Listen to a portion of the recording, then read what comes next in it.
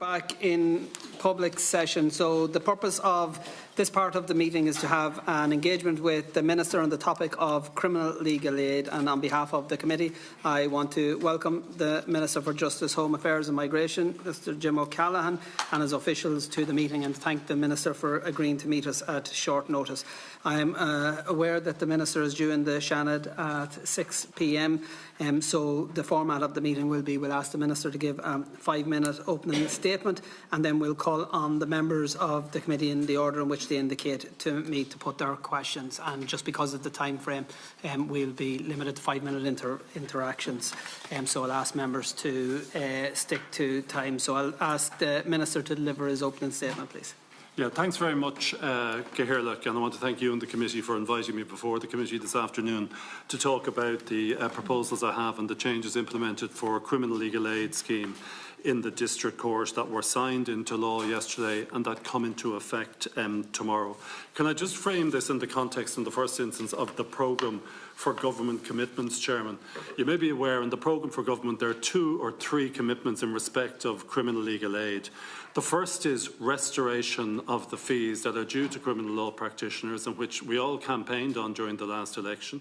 And I'm very pleased to say that as of tomorrow, the 8% cut is being reversed, and there will be an 8% increase for all criminal law practitioners. The second proposal in the programme for government is to reform the operation of the criminal legal aid scheme, and that's what I'll come to presently. And the third one is to enact the Criminal Justice Legal Aid Bill, which I'm hoping to progress next year, and that will have the effect of transferring responsibility for criminal legal aid away from the Department of Justice and over to the Legal Aid Board. Can I say at the outset, I fully recognise the importance of the criminal legal aid scheme, not just in the District Court but throughout all of our courts. It's essential in order to vindicate the rights of individuals. However, I also have an obligation to look at the efficiencies within the District Court, and how can I, on behalf of the public, improve efficiencies within the District Court. And I have to point out that since 2015, the cost of criminal legal aid in the District Court has increased from €19 million to €37 million by 2024. And that's notwithstanding the fact that there has been a decrease in the volume of criminal cases before the District Courts. And I can tell you that the Court Service report will reveal that there's even a further decline in 2025. In terms of looking at what the model of payment is, you'll be aware, Chairman, that the model of payment in the District Court at present is that solicitors are paid a fee for first appearance of €240, and then after that a payment of €60 on the basis of each adjourned hearing. My officials in the department conducted a review of the data over a period of 2022 and 2023, and we focused on those issues in terms of criminal legal aid and how the system can be made more efficient. I suppose one of the fundamental findings of it is that we identified that hearings and appearances for criminal legal aid funded cases in the District Court is considerably longer than for those that aren't criminally legal aided funded. Criminally legal aided funded cases in the District Court take on average 313 calendar days compared to 133 days for cases without legal aid. And the weighted average appearances for cases with criminal legal aid is just 5 appearances. That's the average in terms of cases with criminal legal aid, whereas for those without criminal legal aid, it's just over 3 appearances. So the review has identified inefficiencies in the systems.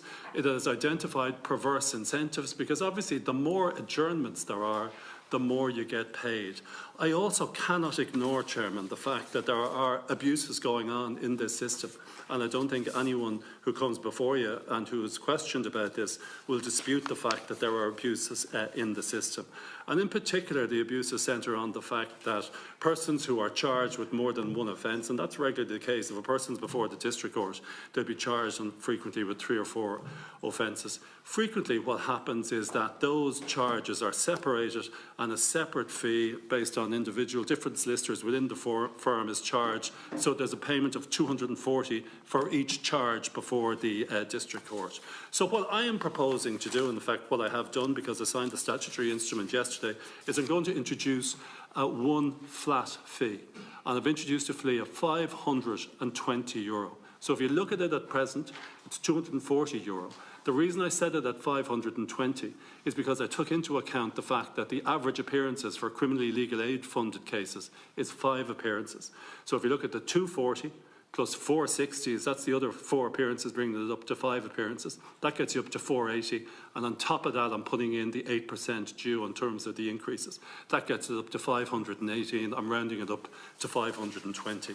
I think it's a very generous fee when you think of the fact that many people who come before the district court are going to be dealt with very promptly by the district court. We also need to recognise, Chairman, that district court is a court of summary jurisdiction. It's where cases are supposed to be dealt with promptly. And listen, I'm aware that there may be occasions where adjournments are necessary. I'm aware that there may be adjournments sought by the state, but this is going to make the system more efficient. That when the guard comes in or the official from the state comes in looking for an adjournment in the future, that won't be granted as easily, or if adjournments are going to be granted, they'll be granted for a period of time where we can ensure that the reason for the adjournment is complied with. So I'm conscious I've only 5 minutes. I've done my 5 minutes, and I welcome the opportunity to explain it. Okay, thank you. And I'll now invite the members in the order in which they indicate to engage with the Minister. And again, just to remind members if they can stay within 5 minutes. So I have Deputy Butterly, Deputy Ward, Senator Ilwan. Thank you, Chair. Sorry. Thank you very much. And Minister, thank you very much for coming in at such short notice.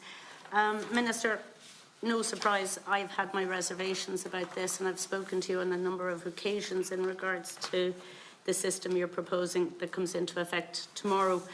I'll very quickly highlight what I think is wrong with what you're proposing. First, we all believe that there should be access to courts for all. We recognise the constitutional right to access for criminal legal aid. But I fear, first and foremost, what you're proposing isn't really dealing with the real causes of why there are delays in the courts. You've mentioned there that the district court is a court of summary jurisdiction. However, it deals with hybrid offences that go forward towards the circuit courts. So it deals with more than just summary offences, more than the kind of more, bog standard public order. It's the very gates of our justice system. So it is of huge importance. That's the first. So it doesn't deal with late production of books of evidence, the delays in DPP directions, outstanding reports, etc., etc., etc. Also, I don't think you have taken on board the complexity of the cases. You have outlined that you've seen a decrease in the number of cases. However, I have not seen any evidence where you or your officials have looked into or researched the complexity of the cases that are coming before the district courts. And I think that is something that is gravely missing. Also, I'm very concerned in terms of what you have said in the past on the Dáil record, that you had proposed these reforms, and I do believe reform is necessary. We do have to be more efficient. But on the Dáil record, you stated that the purpose of all of this was not intended to reduce the cost to the state of criminal legal aid, but it was to reform the system to ensure that it worked better for both the courts and most importantly, the citizens. However, the review carried out here shows that there have been, it seems to be a specific purpose is to reduce the costs and save the state money. And that's a great soundbite for the public. We're going to save money. But this is going to compromise the access of justice. And if the access of justice, and we cannot give people a fair right to a hearing, it will affect not just the people that are being accused, it will also affect the victims of these crimes. So I really, I would like you to withdraw your statements from the Dáil record in regards to what you had said. Also, it appears that the review has never been shared with the relevant stakeholders. And I think when you are taking on such a monumental change of our criminal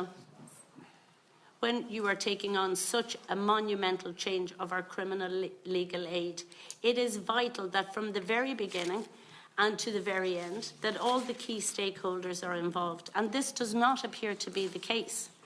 And it does not, and the very fact that the gallery here is full of professionals shows that they feel that they have not been heard. Can I just get the Minister to respond? And also, once again, Minister, I think you're doing a huge injustice to the profession.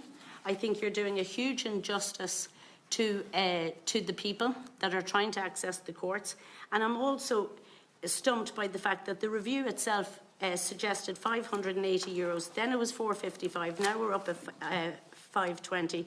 Could you also address that situation, please, Minister?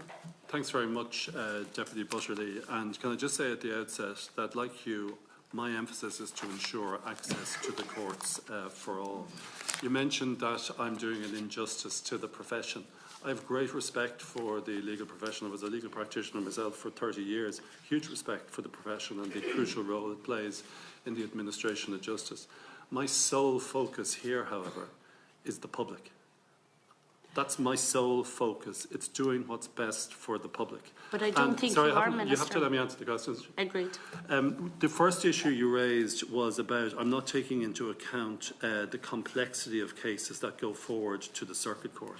If a case starts in the District Court, Deputy, and it goes forward to the Circuit Court, it will get the Circuit Court fees. The only changes I'm making to the criminal legal aid scheme in the Circuit Court is, as of tomorrow, I'm giving everyone an 8% increase.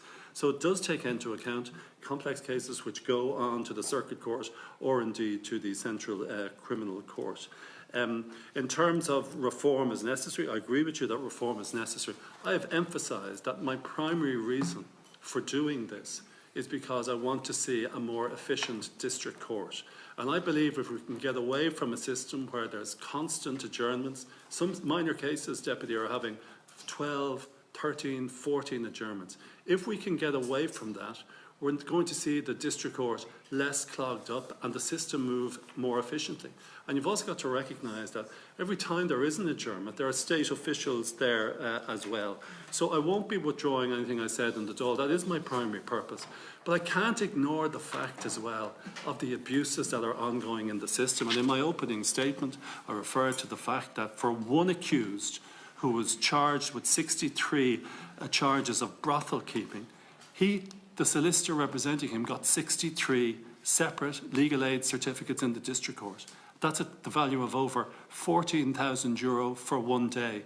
If that was reported in an investigative journalist broadcast and it was brought to the attention of this committee, I have no doubt that Chairman Carty would drag me in, and if he became aware that I had information about this and I had done nothing about it, my position wouldn't be tenable. So when I've got this information, I have to act on it, and I do not propose to resile from it. In terms of the data, my officials tell me that the data was presented to the Law Society and the Bar Council in October 2025. At the end of my opening statement, and I won't go into it now, there's a section entitled Engagement with the Law Society, but you can see from that engagement started last year. I have a very good relationship with the Law Society. I very much respect the outstanding work that is done by solicitors on behalf of people before the criminal justice process.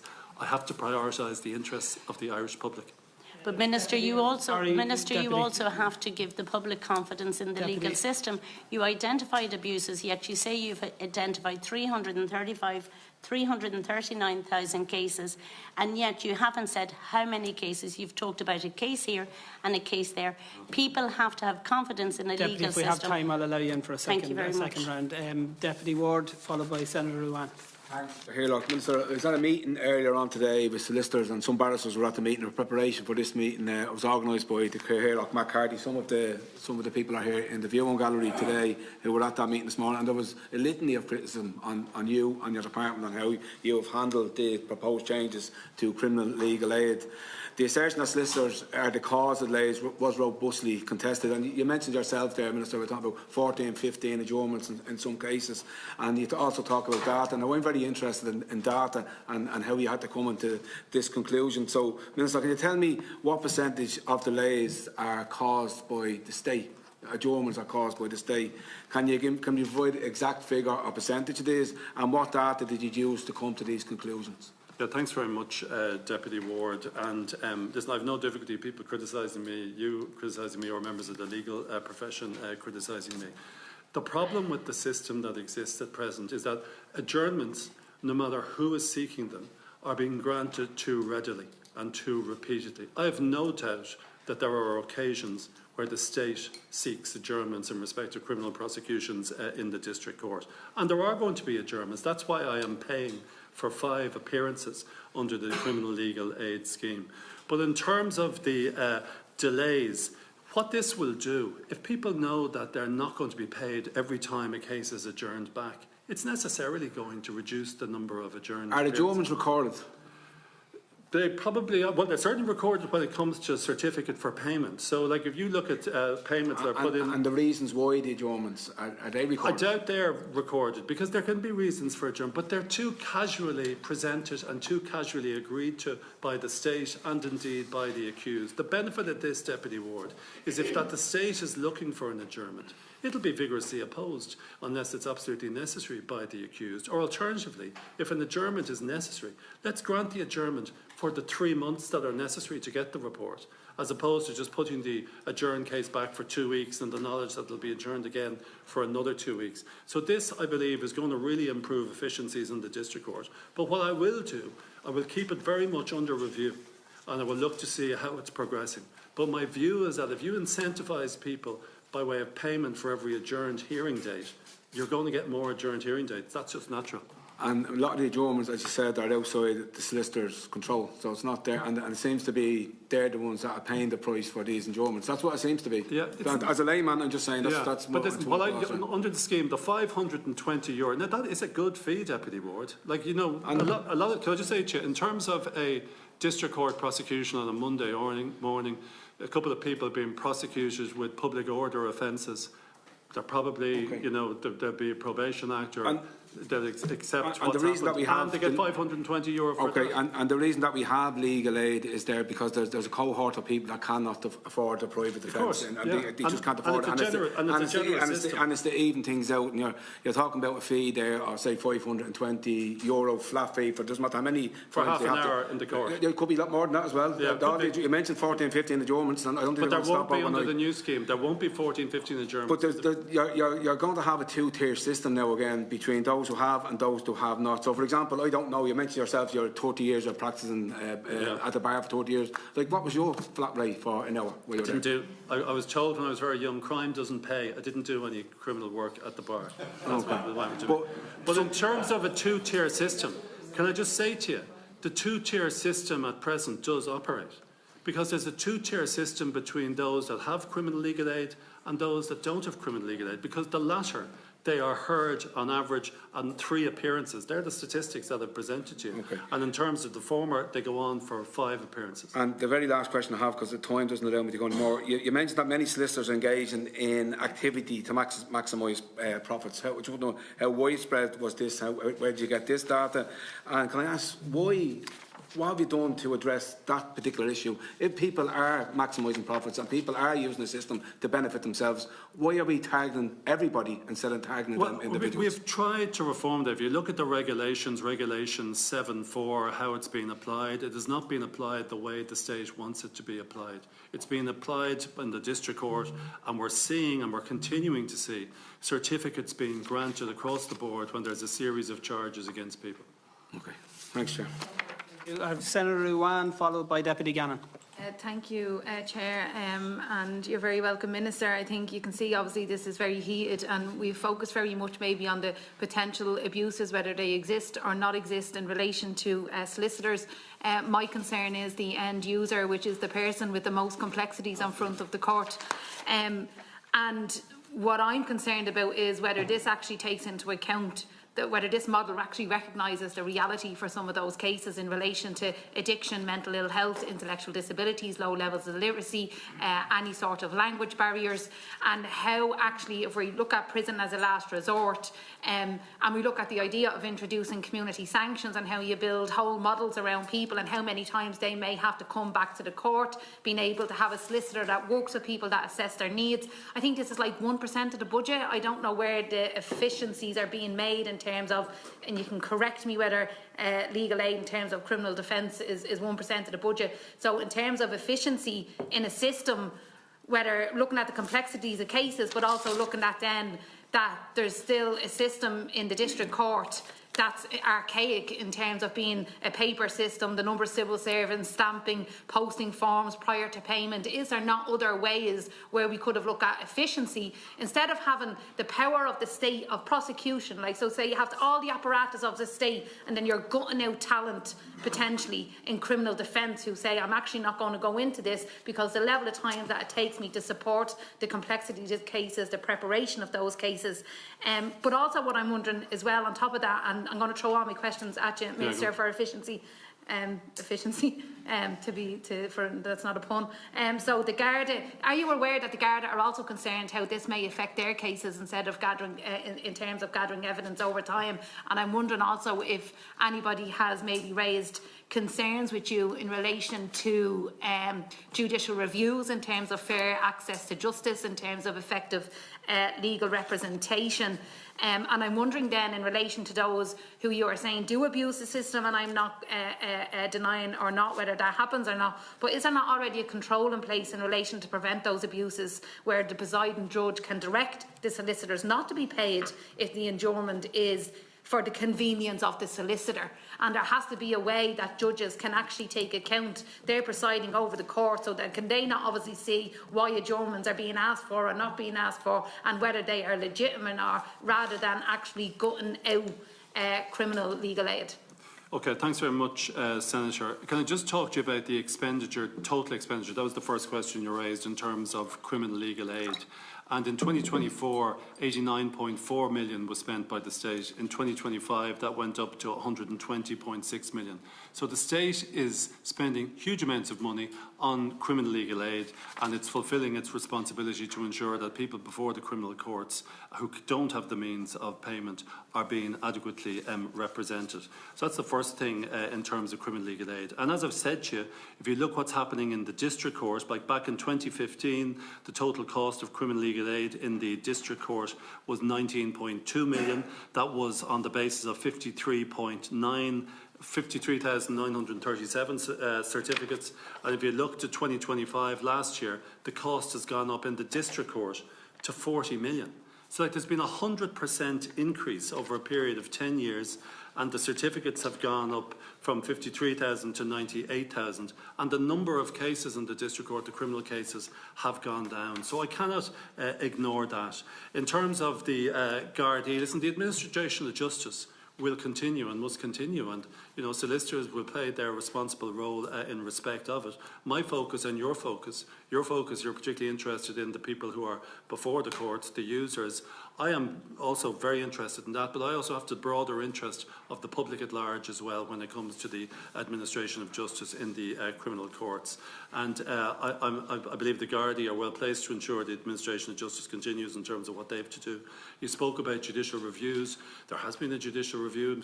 Ms Justice Siobhan Phelan gave judgment recently in respect to judicial review that tied in with what you were talking about in terms of Regulation 7.4, and there was a decision that she gave in respect of that, which the state won in that case. But like the system, unfortunately, notwithstanding the provisions in Regulation 7.4, the effect of it is, in a very significant number of cases, Senator, if there's a series of charges, a number of charges against one person, what is happening is the certificate is being broken down in respect of each charge.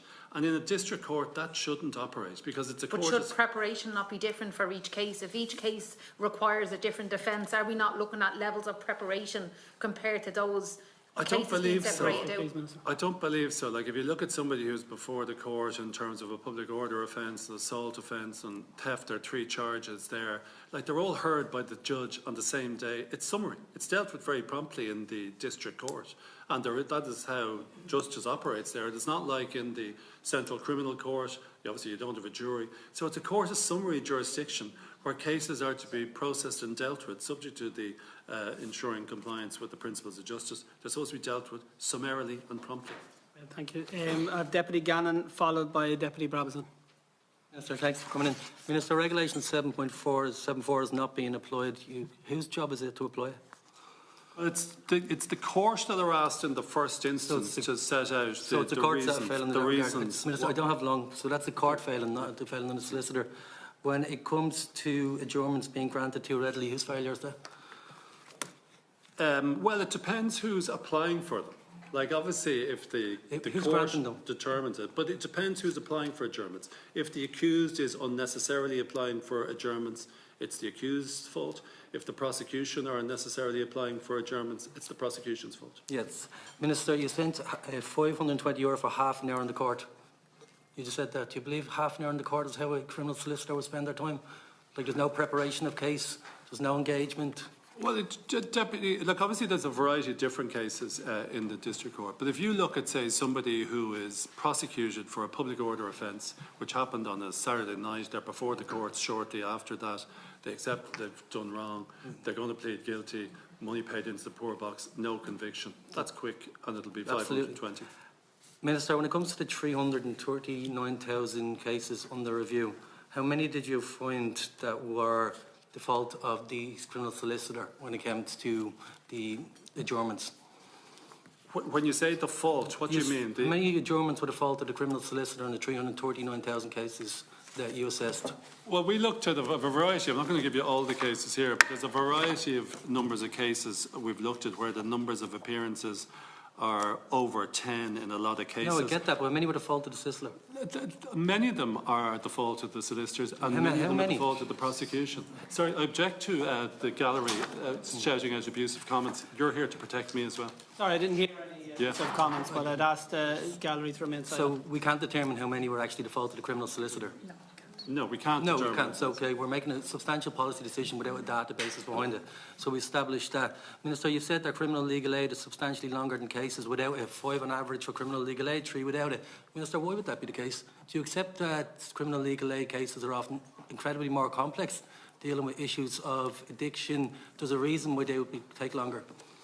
No, so some of them may be that, Deputy, but I don't believe that they are more complex across the board. Like, obviously, non-criminal legal aid cases can be for assault, just as a criminal legal aid case be for assault. So why should a criminal legal aid case take longer than a non-criminal legal aid case? I mean, that's the question. I suppose what I'm hearing from people that we ask to administer the law in courts is that they take longer because they're more complex. Oftentimes dealing with addiction, oftentimes dealing with issues which would be substantially different than somebody who's availing or not availing of criminal aid for, say, for example, a driving offence.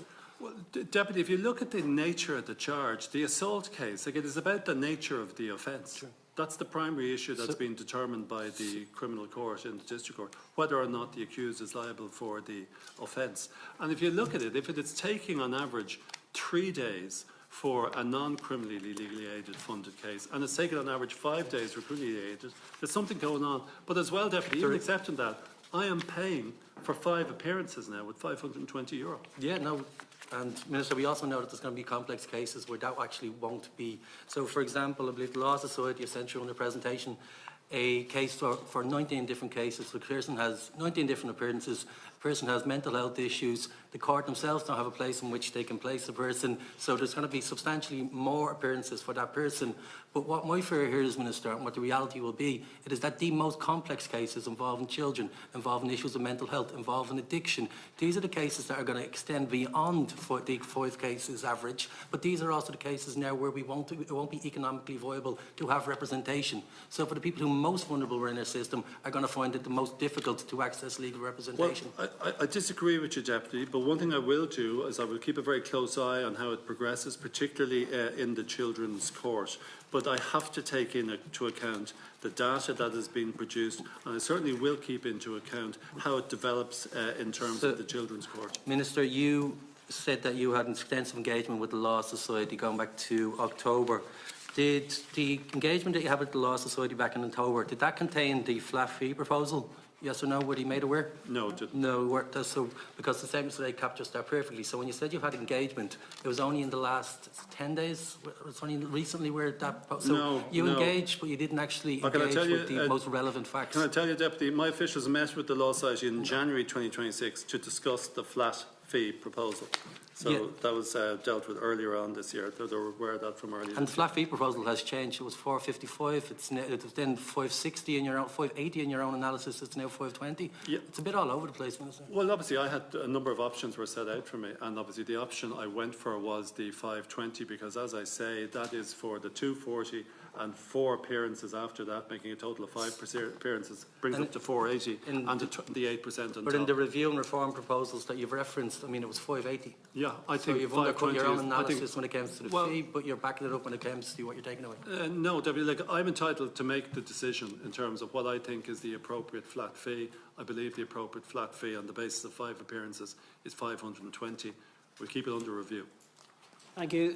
Deputy Brabazon, followed by Deputy Dolan. Yeah, just, I suppose, Minister, you've stated in your opening remarks that delivering efficiency in the district court was an aim of this, and I'm just looking at, from experience as a practitioner, about why adjournments take place in the district court, and there's a good few reasons for that, and I can imagine, like this, the criminal legal aid aspect of it, what you've highlighted in terms of abuses of the system as such, are only a small part of that inefficiency of the district court. I'm going to just go through some of the reasons why cases are adjourned. From my own experience, sometimes there's a district court judge might ring in sick and not be available. Sometimes a different judge might turn up, and the original judge may not would have had session of the case. No show by a defendant, no show by a Garda, the book of evidence not being ready, and this can happen on numerous different occasions. Witnesses not being available despite being summoned to court, no assessment of fitness to pleads being ready, directions from the DPP being awaited, and these are things that are outside the control of the individual practitioners. And I just wondering, is there any proposal to look at all of those sources of adjournments in terms of delivering efficiencies in the district court? Thanks, Deputy Brabazon. Like, the purpose of the flat fee is to try to obviously reduce the number of adjournments, to make practitioners and to make the courts recognise that we need to deal with these cases promptly and without repeated adjournments. If you look at the one, what will happen now, if there's a no-show by a Garda, the accused representative is going to ask for the case to be struck out, as they should. If a guard doesn't turn up for prosecution, the case should be struck out, unless there's reasons why, obviously it's a matter for the judge. Witnesses not available, the same. So the system that will be introduced will increase efficiencies, because we will no longer have the casual approach where everyone will say, let's just adjourn it repeatedly. That's not an effective way or an efficient way to run a court system. Just in relation to, you made a remark, and albeit in a jocose way, about crime not paying. Yeah, it was a joke. I know that. I'm not. I was surprised because I was looking at some of the figures for individual practitioners going back to 2024, and you know, one solicitor earned 842,000 in the year. One barrister, junior counsel, earned 832,000, and one senior counsel earned 553,000 euros. They're very significant sums being paid to practitioners. How do you believe that this change will have any material change in the position of those, I suppose, the higher earner cohort of the criminal aid practitioners? Listen, obviously, I was making a joke, but anyway, whatever. Yeah. Maybe committees aren't the place for jokes. In terms of the earnings, like, I've no difficulty with lawyers, whether they be criminal practitioners or others, earning a good living and earning a decent amount of money, okay? But when it comes to the public purse and when it comes to administration of justice, I do have a responsibility in respect to that. And like, as you say, there's a lot of people making very good money from criminal legal aid alone before you take into account their other practices. And like, on a calculation of the figures for 2025, there's approximately 200 people earning over, 200 sisters earning over 100,000 in 2025 from criminal legal aid alone. Okay, fair dues to them, they're doing their work, but I have an obligation to make the system in the district court more efficient, and unquestionably this will make it more efficient. And is there any proposal, Minister, in respect of the paper processing of legal aid claims? There seems to be a very inefficient service where the practitioners sign their in the district court. I'm not sure if it's in LA1 or LA2, and it gets sent in either by hand or by post to the court clerk, and then it gets verified, and then for onward transmission to Killarney, I think, for payment. Yeah, this will improve that considerably. Yeah, it's a very efficient when you send in your one certificate, that's a certificate for payment as well. So that will make it much more. There'll be a new LA1 form, and it'll make it much more efficient, and you get paid at the end of the case. Okay, I might come back in a second. If we have time, so I have Deputy Dolan followed by Deputy Callanan. And thank you, Minister, for being with us today and taking us through the proposals and what's happening. And obviously, look, a significant number of concerns have been raised from the legal profession. And I guess the first question that I want to put to you really is, with payment only becoming due on the final order, that seems to be posing a problem, because if a client was to switch solicitor or take a bench warrant, that leaves the original solicitor out of pocket for all the work done to that date. I guess the question would be, how can that be fair on the first solicitor that, I guess, stood up and took the case? And could half the fee become payable on the first day with the balance on finalisation? Because this is something that has come across my phone a few times now, and it's something essentially that, you know, the payment isn't until the whole situation is finalised. And really, the existing system, I think, or the previous system, benefits the first solicitor more, and then obviously they would get the recurring payment. But with the flat fee, if that entire flat fee was to go to whoever the last solicitor was to take the case, I could see that presenting an issue. So. Listen, I can understand, obviously, if there is a switch, if there's a movement to another solicitor, the 520 just goes to one solicitor and not the other. It's something that we'll look at. Yeah. Okay, and I appreciate that, because that is something that has been brought up a few times, and it's a concern. And I think the other thing then was just that, you know, that it's essentially unlimited appearances for the same fee. Now, I do understand that in the district court it is designed to be, you know, an expedient form of getting through the process. But I just wanted to kind of maybe hit on the consultation that has had taken place to date, and with the Law Society in particular. And, you know, I met the Law Society on I think it was the 12th of May. I had a very positive engagement with them to kind of just hear out the concerns and what was being said and what the sentiment was. I also met with Deputy John Connolly and some solicitors in Galway to hear their concerns, and subsequently wrote to your office on it. How do you feel consultation has gone to date with the profession? Well, listen, I very much respect and value the professions, the Law Society and the Bar Council. We, the Department, commenced engagement on the criminal legal aid issues in the District Court with the Law Society in 2025. On the 15th of October 25, my officials met with both representative bodies to discuss the findings of the paper highlighting the issues. Following this meeting, both bodies were invited to make submissions on the issues by my department by 14 November. My officials considered the submissions received from the representative bodies. My officials again met with the Law Society in January 2026 to discuss the flat fee proposals. Department held another meeting on the 5th of March 26 with representatives of the Law Society to further discuss the flat fee proposal. And following this meeting, my department invited written submissions from the Law Society on the proposal. Law Society subsequently provided a submission on 27 March addressing the proposed new system.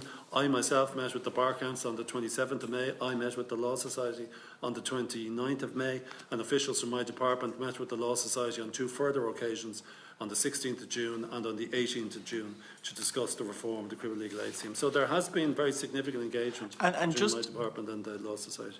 Just say from, you know, obviously engagement is really important and consultation is really important, and specifically around changes that are going to permeate throughout an entire profession. I guess the question is following on from those engagements and following on from the submissions made by both the Bar Council and the Law Society, what changes were made to the proposal, other than obviously the fee changing Well, originally I had proposed that if a case was going forward on indictment to the Circuit Court, that it wouldn't attract a full fee. I changed my mind on that.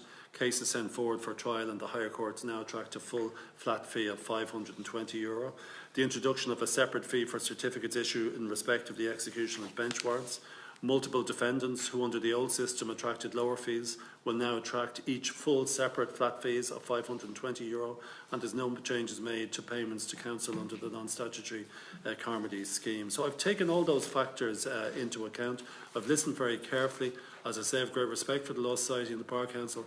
My sole focus as Minister for Justice is to represent the interests of those seeking access to the administration of justice. I can't prioritise the interests of members of the legal profession. If I did, I'm sure, Chairman, you'd be criticising me for looking after mates. I don't do that. I'm here to look after the interests of the Irish public and those who seek access to justice. Just to say, there's a vote on the Dáil. If you can stay, I will. Okay. So I have Deputy Callan. Are you able to say what I Minister. I've Senator Rabbit. Have a number. Thanks, William. And thank you, Minister. And I'm not going to repeat any of the questions that have already been asked. I think you have clarified, or you've answered quite a few of them already.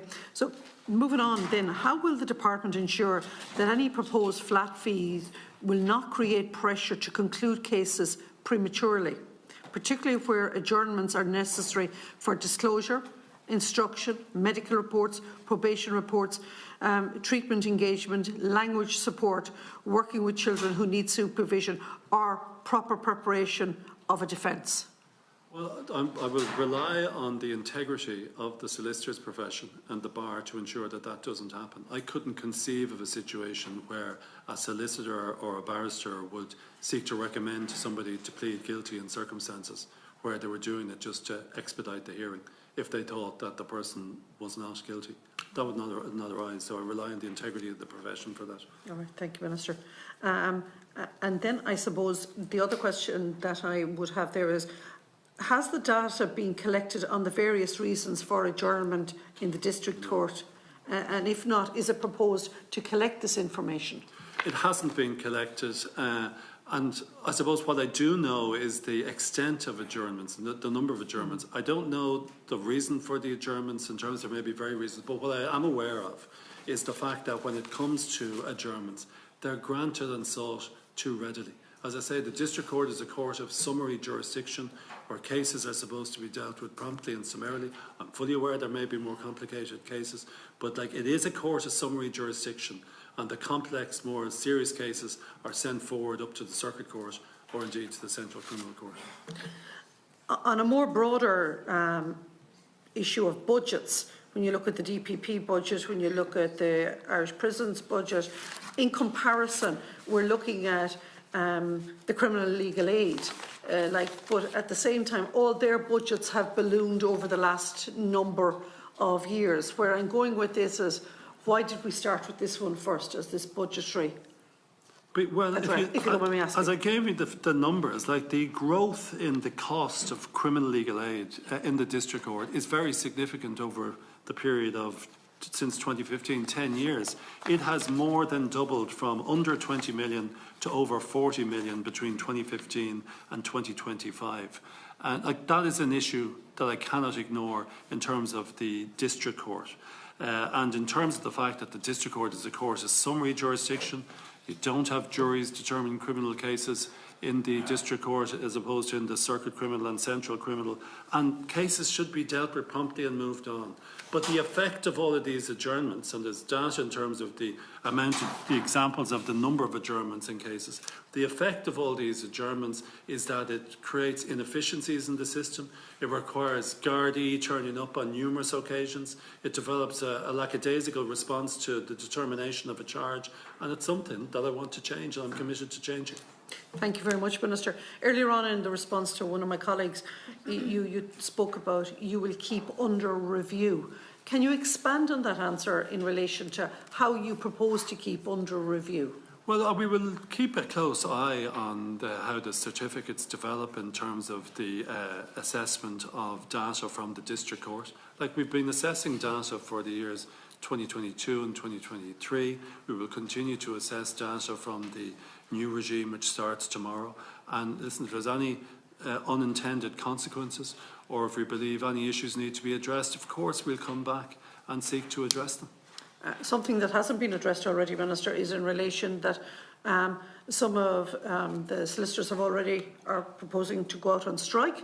Nobody has actually addressed that, so I feel it falls upon myself to ask the question, like, how will the system function if we have solicitors out on strike who have previously provided the service? Well, I would hope that they wouldn't, but listen, it is a very generous package. And there are a lot of ambitious solicitors out there who will do the work for €520 a case in the district court. So that's how I believe the work will be done. And remember, the district court is just a small part of the income for persons who are under the criminal legal aid scheme. There's still the circuit criminal court and the central criminal court. So I would hope that solicitors will recognise that this is a fair deal. I'm taking into account 5 appearances in a district court case, €520. I believe it's a fair system. Yeah. And finally, Minister, do you believe or feel that there might be contagion within, like if we're talking about, and the ones that's on the media at the moment is in relation to Cork, do you fear that there might be contagion around the country? Because I was involved in a strike years ago myself. I worked for a particular bank and people didn't pass the picket type of effort. What do you think? Do you fear there'll be contagion? I'm not going to, it's a matter for solicitors, but the administration of justice will go on and must go on. Like, the most important people in the administration of justice are not barristers or solicitors or judges.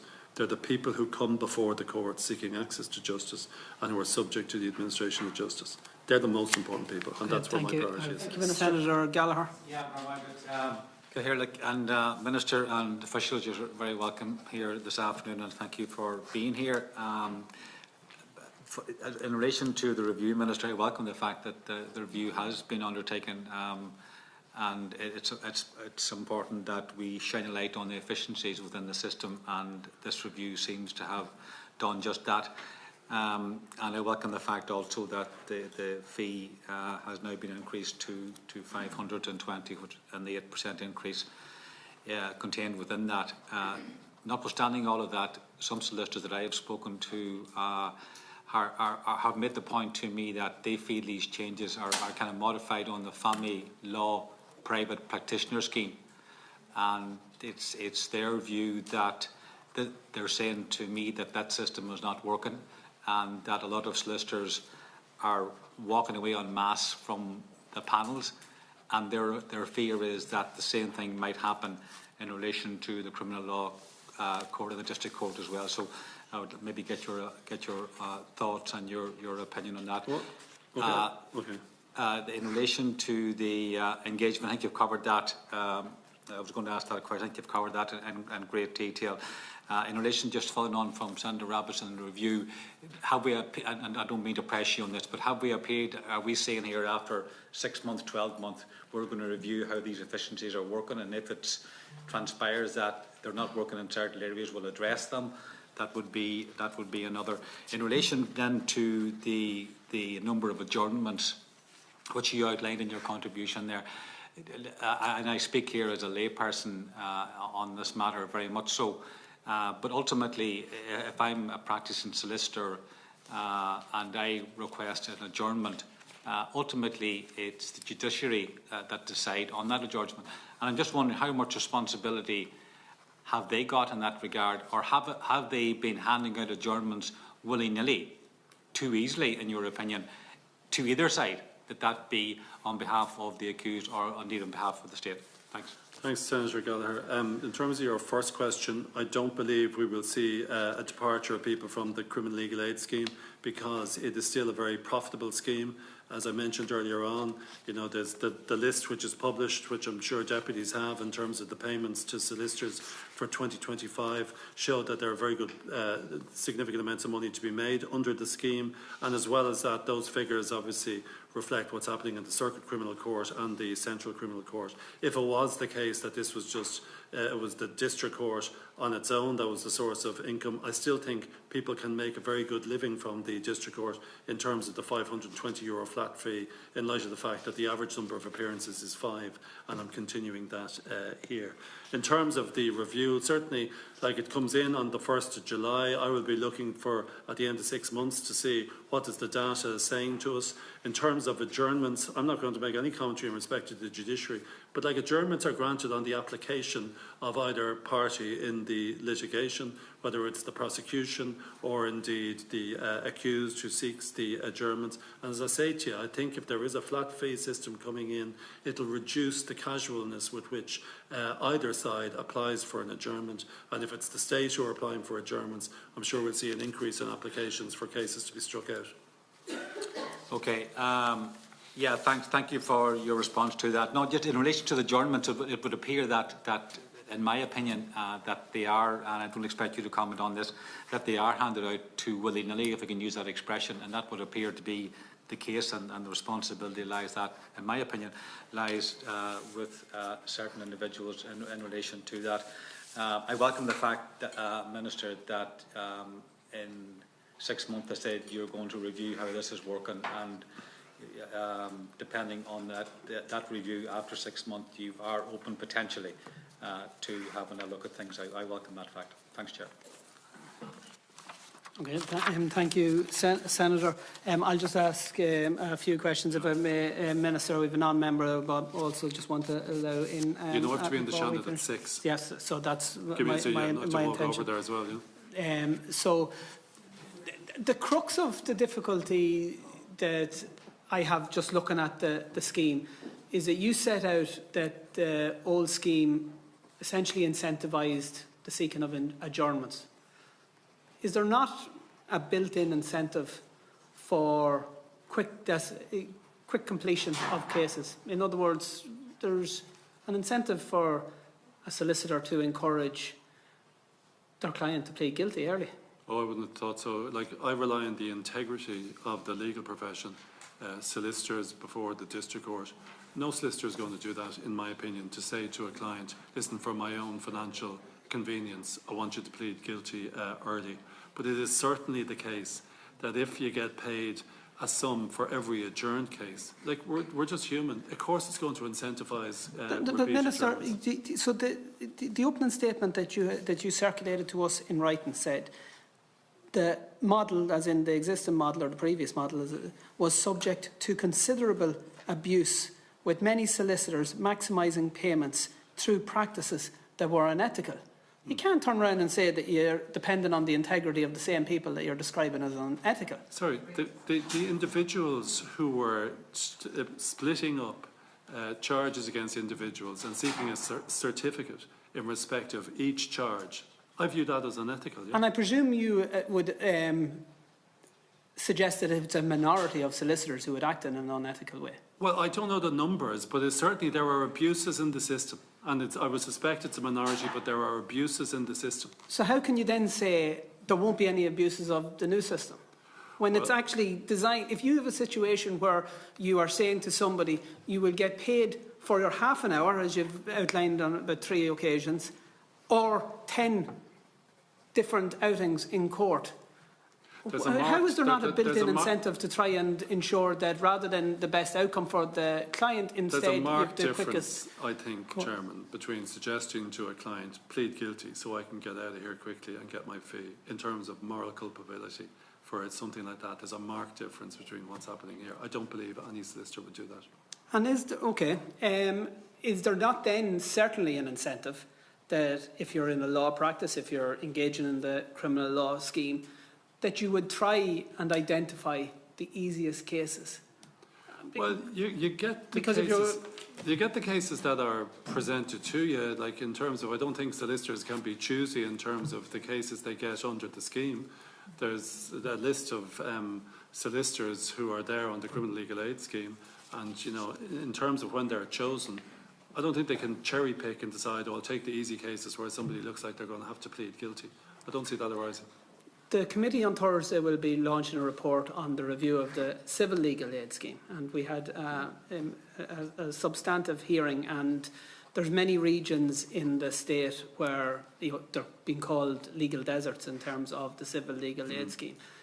The consensus among all of the expert witnesses that we heard from as to why that is the case pointed to the flat rate fee structure that has driven solicitors out of the, particularly in relation to family law, and it appears to me that we're now replicating that for criminal legal aid. Like there are major issues with the civil legal aid scheme that I'm trying to address, that I want to address in the budget. You've questioned me on this in the Dáil in terms of Frank Clark's report.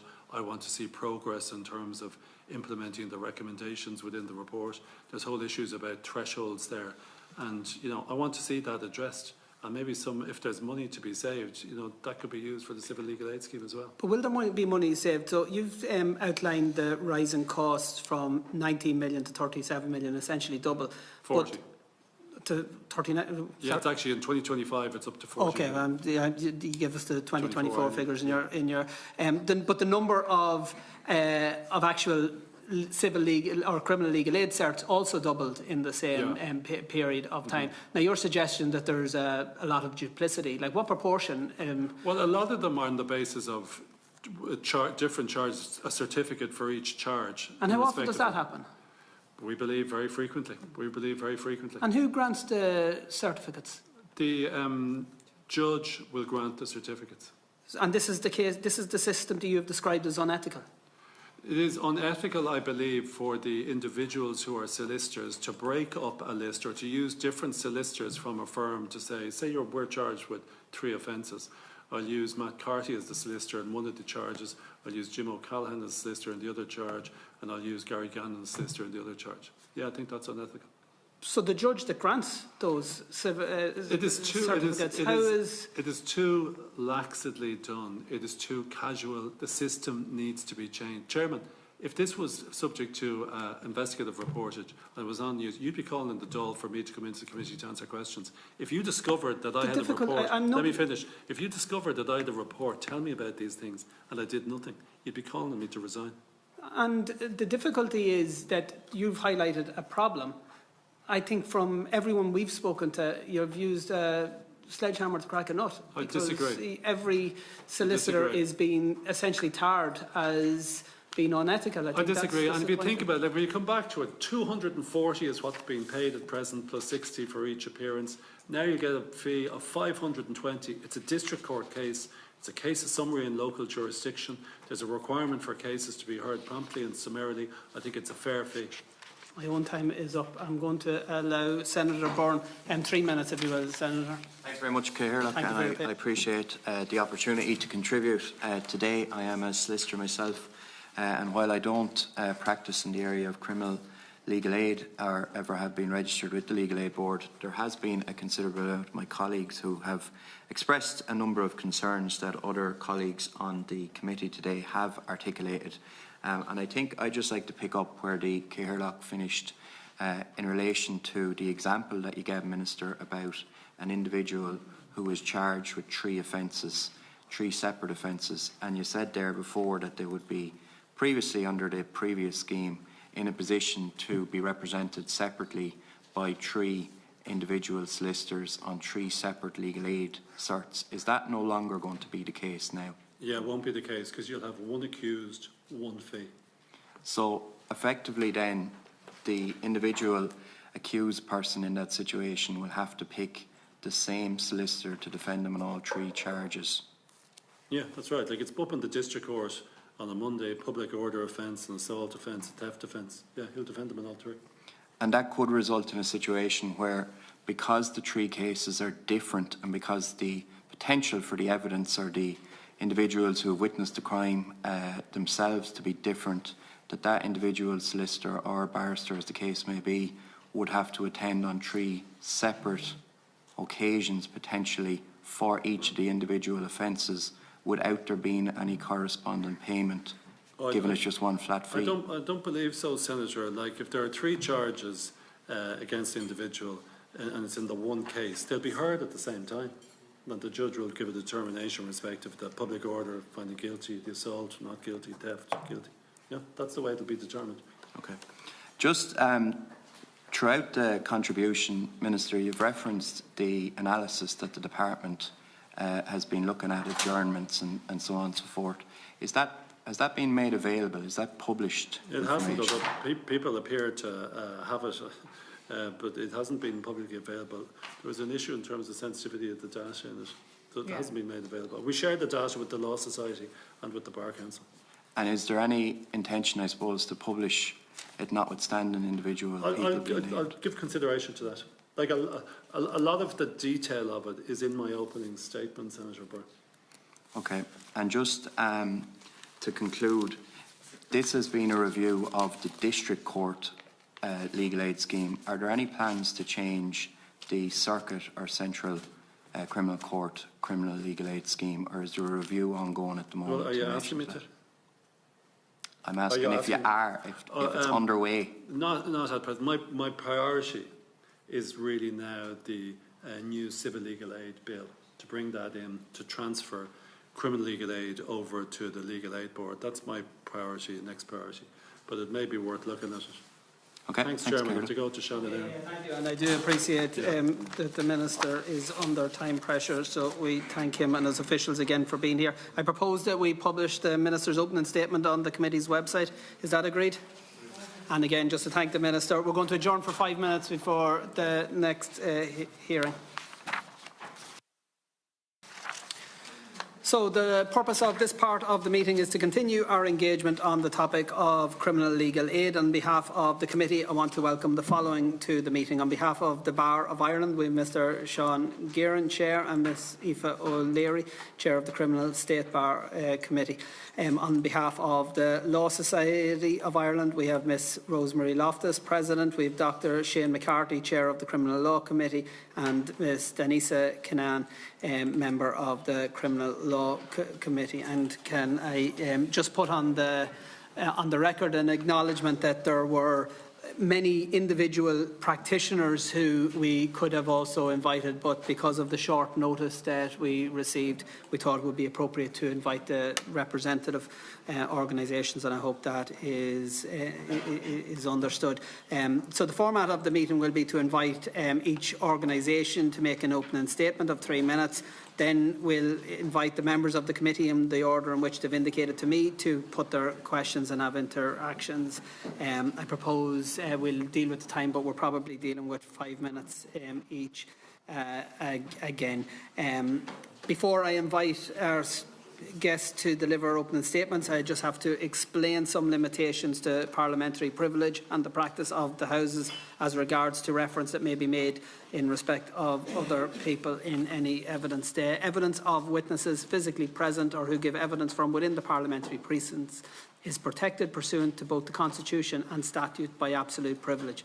Witnesses are again reminded of the long-standing parliamentary practice that you should not criticise or make charges against any person or entity by name or in such a way as to make him, her or it identifiable or otherwise engage in speech that might be regarded as damaging to the good name of the person or entity. Therefore, if any statements are potentially defamatory in relation to an identifiable person or entity, you'll be directed to discontinue your remarks. It's imperative that any such direction is complied with. So now, I want to sincerely again thank both the Bar and the Law Society for being in attendance, and I will invite, on behalf of the Bar, Ms O'Leary. Yep. Yes, Chair and members of the committee, thank you for the invitation to appear before you today. The Council of the Bar of Ireland welcomes the opportunity to address members of the Joint Committee on Justice in relation to criminal legal aid. At the outset, let us be clear that the Bar of Ireland supports reform of the criminal justice system. We support measures that improve efficiency, reduce unnecessary delay and ensure that public resources are used effectively. We also recognise the importance of maintaining public confidence that the criminal justice system operates efficiently and delivers value for money. However, efficiency must be pursued with a clear understanding of how criminal proceedings operate in practice.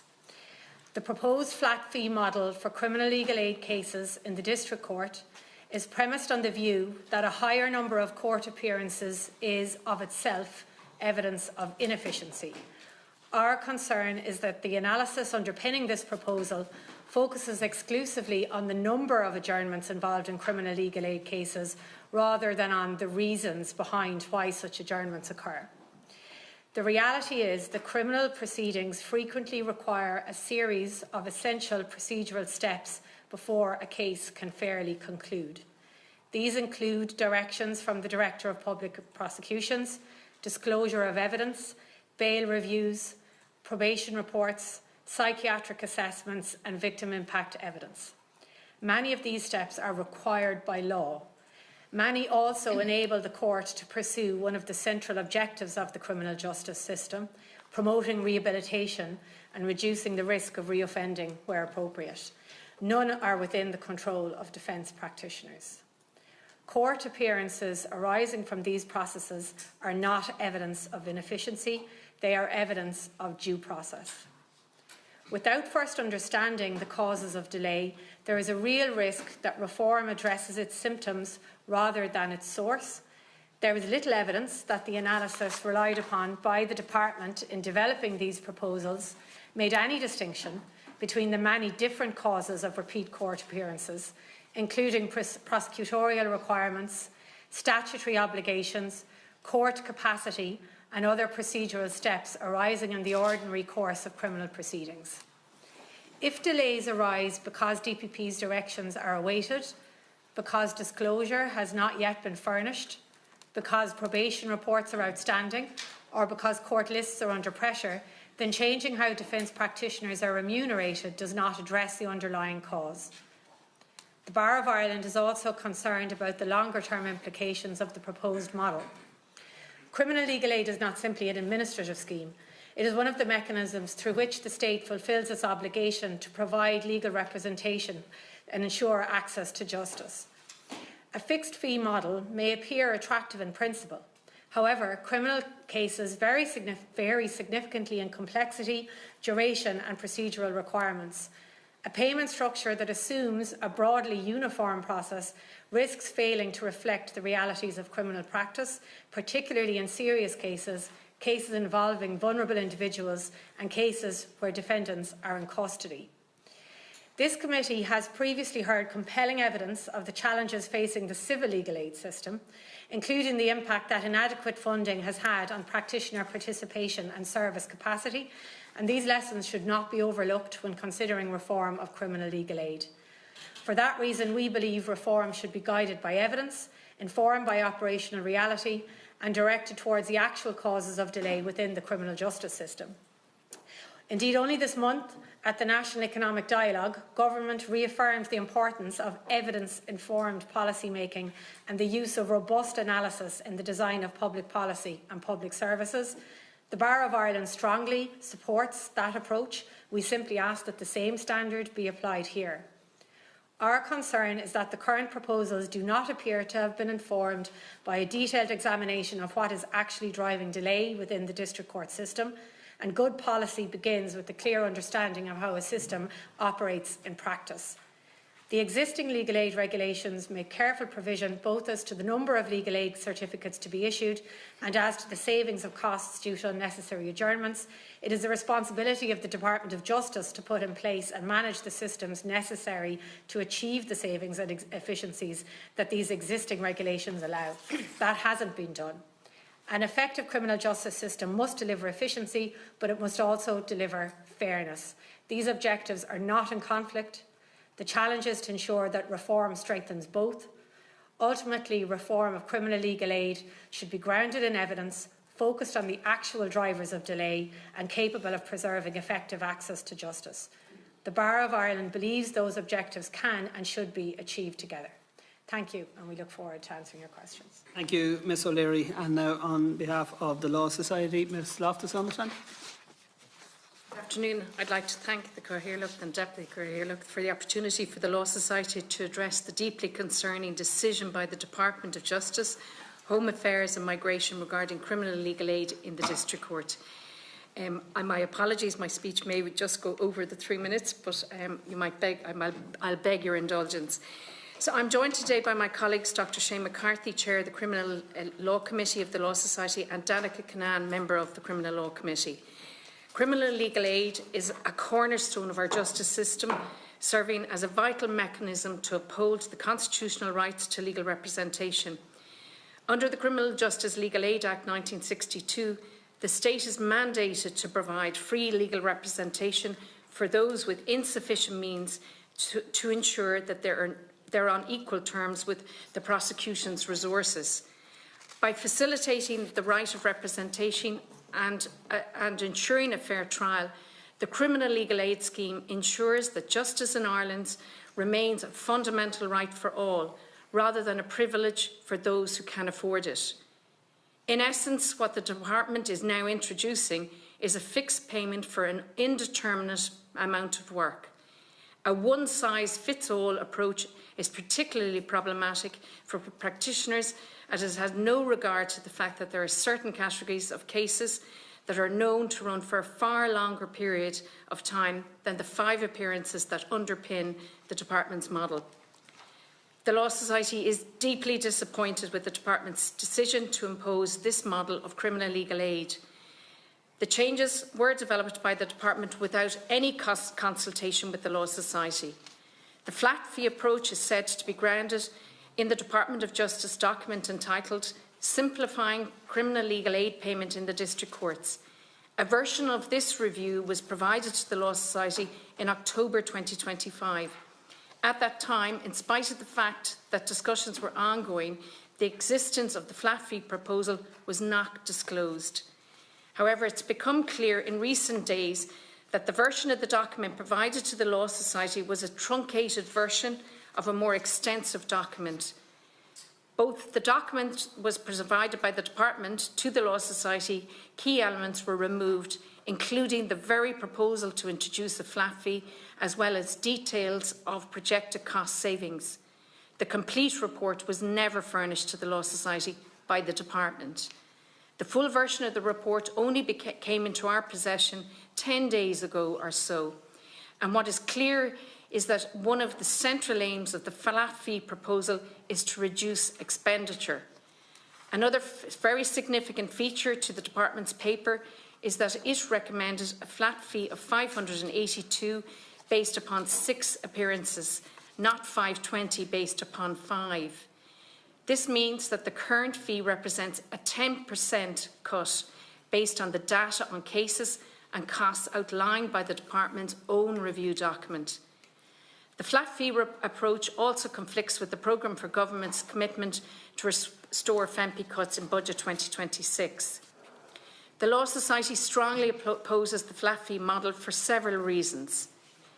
It's based on a fundamental misunderstanding of how the District Court operates. The Minister and the Department have made the assumption that delays are caused by solicitors seeking to maximise fees. In reality, the overwhelming majority of adjournments are sought by the State to allow time for disclosure, DPP directions, forensic reports, etc. The Department's desk-based review could never have captured the reasons for adjournments, as they were not recorded. It replicates a flawed model that has already failed in civil legal aid. This committee has previously heard evidence from the Legal Aid Board and FLAC about the exodus of private practitioners from civil legal aid family cases due to the flat fees that have been imposed there. In a recent Law Society survey, 81% of respondents believed that the same will occur in criminal practice if this flat fee is imposed. The flat fee approach also disproportionately harms vulnerable defendants, including children. And those with complex needs or cases requiring multiple appearances will struggle to secure representation. The Law Society is calling for the postponement of the introduction of the new model until such time as the Department of Justice has received and processed all the additional data that it has been requested from the Court Service. The fees that are payable under the new model must contain fair remuneration for the amount of work that is done by practitioners. There are categories of cases where the length of proceedings is known to be considerably longer than the run-of-the-mill of cases. A separate fee or an enhanced fee should apply to those categories, which are Firstly, cases involving children. These cases take longer as the role of the court involves the court exercising a more supervisory, rehabilitative type role. These cases are by their nature longer in duration, as the court will often monitor the progress of a child in getting back on the straight and narrow. Secondly, cases involving persons with mental health or mental capacity issues. These are cases where fitness to plead issues may arise and are typically of a longer duration. Thirdly, cases involving people held on remand. The legal aid model must recognise that changes relating to different offences involving different sets of facts and different evidence, different witnesses, etc., must be treated as distinct cases, even if commenced on the same day in court. The Department's flat fee approach doesn't take into account the fact that the prosecution is responsible for the vast majority of adjournments. The Department must now introduce measures that will tackle prosecution-side delays, such as delays in the production of disclosure, delays with books of evidence, delays with DPP directions, delays with laboratory analysis reports, probation reports, restorative justice reports, and so on. Any new model of criminal legal aid should be subject to ongoing review. We're calling for the post-implementation review to be conducted following the first 6 months of operation of any new model, and a further review again in 12 months. We're also calling on the Department to commit to publishing every 3 months a breakdown on a county-by-county basis the number of solicitors undertaking criminal legal work in the District Court. We are very concerned that the Minister and the Department appears intent on producing and proceeding with a model of criminal legal aid that many practitioners will consider unworkable. Proceeding on this basis risks causing lasting harm to the effectiveness of the judicial justice system. We believe in the Law Society that this moment and this measure will be looked upon as a pivot point where a critical part of the criminal justice system was made worse rather than better. Thank you. Thank you. Just to say there's a vote in the Dáil. I've been excused, so I'm going to continue on with the Shannon members and just ask deputies to return as speedily as they can. So on that note, Senator Ruane. Thank you, and thanks very much. And I will have to leave because I do have the second amendment in the Shannon. But I think I'm not going to take too much time because I'd actually love maybe if there was any clarifications that were needed in terms of the session just gone on the record, because obviously, I think it was the bar that mentioned, or whoever it was, in relation to when there's not a clear understanding of the system. I think it was yourself, Aoife. So obviously, I obviously don't also have a clear understanding of the system, and the Minister has not worked in that system either. So there's probably discrepancies and misunderstandings, whether, I'm not saying any of them intentional, but that lack of understanding. But firstly, I suppose, what kind of strikes me from watching the conversation back and forth was like this efficiency. It's kind of neoliberal language, right? But and then the person on the other end, it's very concerning to me, because if all the delays are happening elsewhere and not necessarily in relation to defence lawyers, it's who are the defence solicitors, who are they representing? So actually, am I then to make the leap and go, this is not actually about the legal system, this is not about the judges making delays, the state making delays? Is this about actually the people who need legal aid, who are the poorest in the country, the most oppressed in the country, right? Because if it's not about addressing all the efficiencies elsewhere, I have to be led to believe then it's about the likes of the people that I've worked with for years in relation to addiction and community workers. That's all I can see, if the only hole that's being plugged is the one that they rely on and not anywhere else. And I think what I want to ask then is in relation to, as well, this idea of ambition. There will be these ambitious solicitors that will come in under this fee and will be happy to do it. Ambitious and talented and understand the complexities of the lives that you're working with are very different things, So it's this idea that there's trainee people are going to come in and will be really happy with this, and that you actually take out that institutional knowledge and understanding of a system where people have worked for years and dedicated their life to being criminal defence lawyers. As the Minister said, it doesn't pay.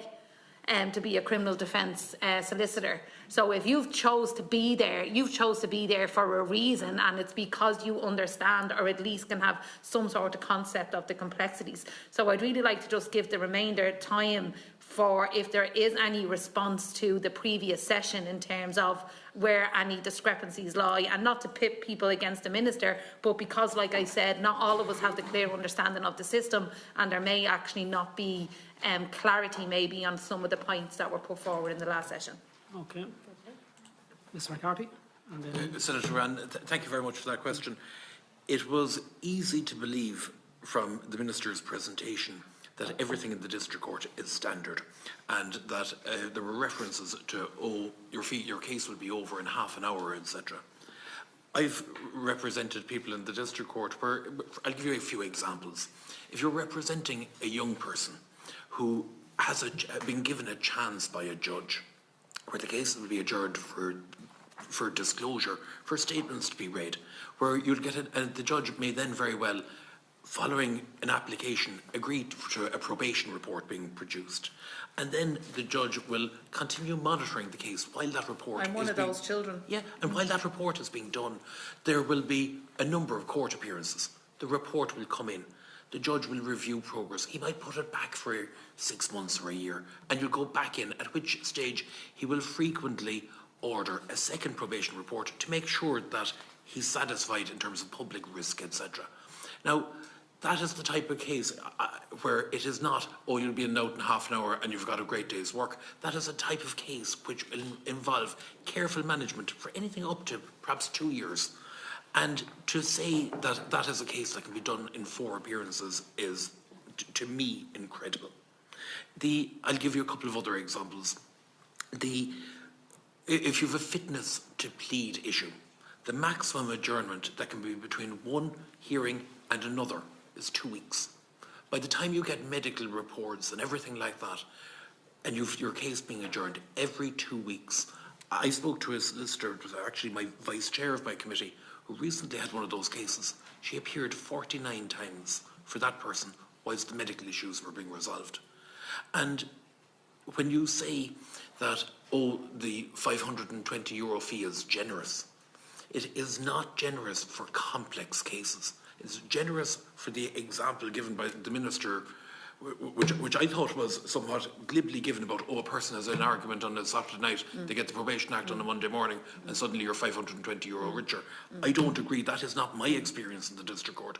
When you're dealing with children, when you're dealing with people who have addictions, when you're dealing with people who have fitness to plead issues, all of those issues, to say that they can be done in 5 appearances is an incredibly facile interpretation. Mr. Gearan wanted to come in just... If time permits, Chairman, I wanted to address one of the core issues in the discussion, which relates to the practice of multiple certificates being issued, because the Department's analysis focuses on the divergence statistically between the number of certificates and the number of cases as they're described. But and the Minister said that if there was a report available to the committee explaining that, you'd be asking him to resign. Of course, I express no view on whether or not he should remain in the office in which he is at present. But I do want to draw the committee's attention to the fact that better than a report, there's a decision of the High Court, and the Minister actually referred to it himself, but he didn't tell you what was in it.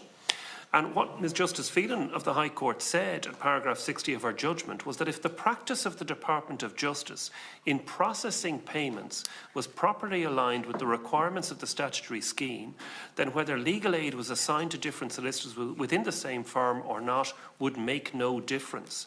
And she concluded on that issue by saying, any burden on the Exchequer arising from multiple certificates issuing in the name of separate solicitors in the same firm results from the practice of the Department of Justice in not enforcing Regulation 7.4 in line with statutory intention. Regulation 7.4 was enacted in 1965. It has been there for 61 years. And the real question which the Department has to explain is why 61 years later they're incapable of putting in place a system that allows that statutory scheme to operate properly. And the High Court has said that if they did that, it wouldn't matter how many certificates were issued and to what solicitors. So that's really the explanation for the issue in relation to multiple certificates. It's that the department has not put in place a system to operate a 61-year-old statutory scheme. There's a vote on the Shannon. Okay. Oh, mother of God. Right.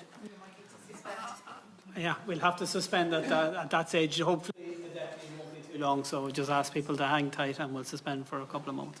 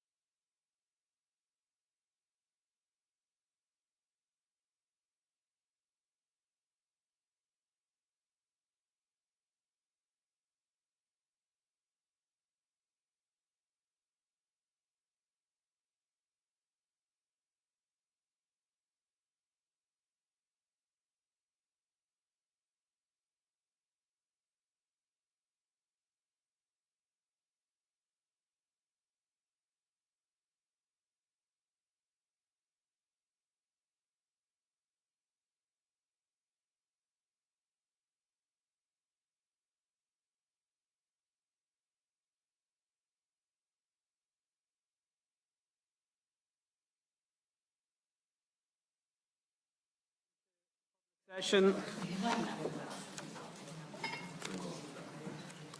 And the meeting is back in public session, just to assure our guests we don't get paid by adjournment. So and hopefully we won't have any more. So I have Deputy Callahan first, followed by Deputy Gannon. And thank you to the witnesses for being here tonight and bringing all your really valuable and interesting and informative opening statements and discussion here for us. I had a number of questions that I wanted to ask the Minister, but unfortunately I had to go vote, so I missed them. So I'm going to try and just reframe them to get your perspective on it, please. Now, I think it's very clear. I'm not a legally trained individual at all, but I think that there is no reasonable or rational person in the world that would argue with anyone's desire to try to reform and change a system which is being abused. We all agree on that.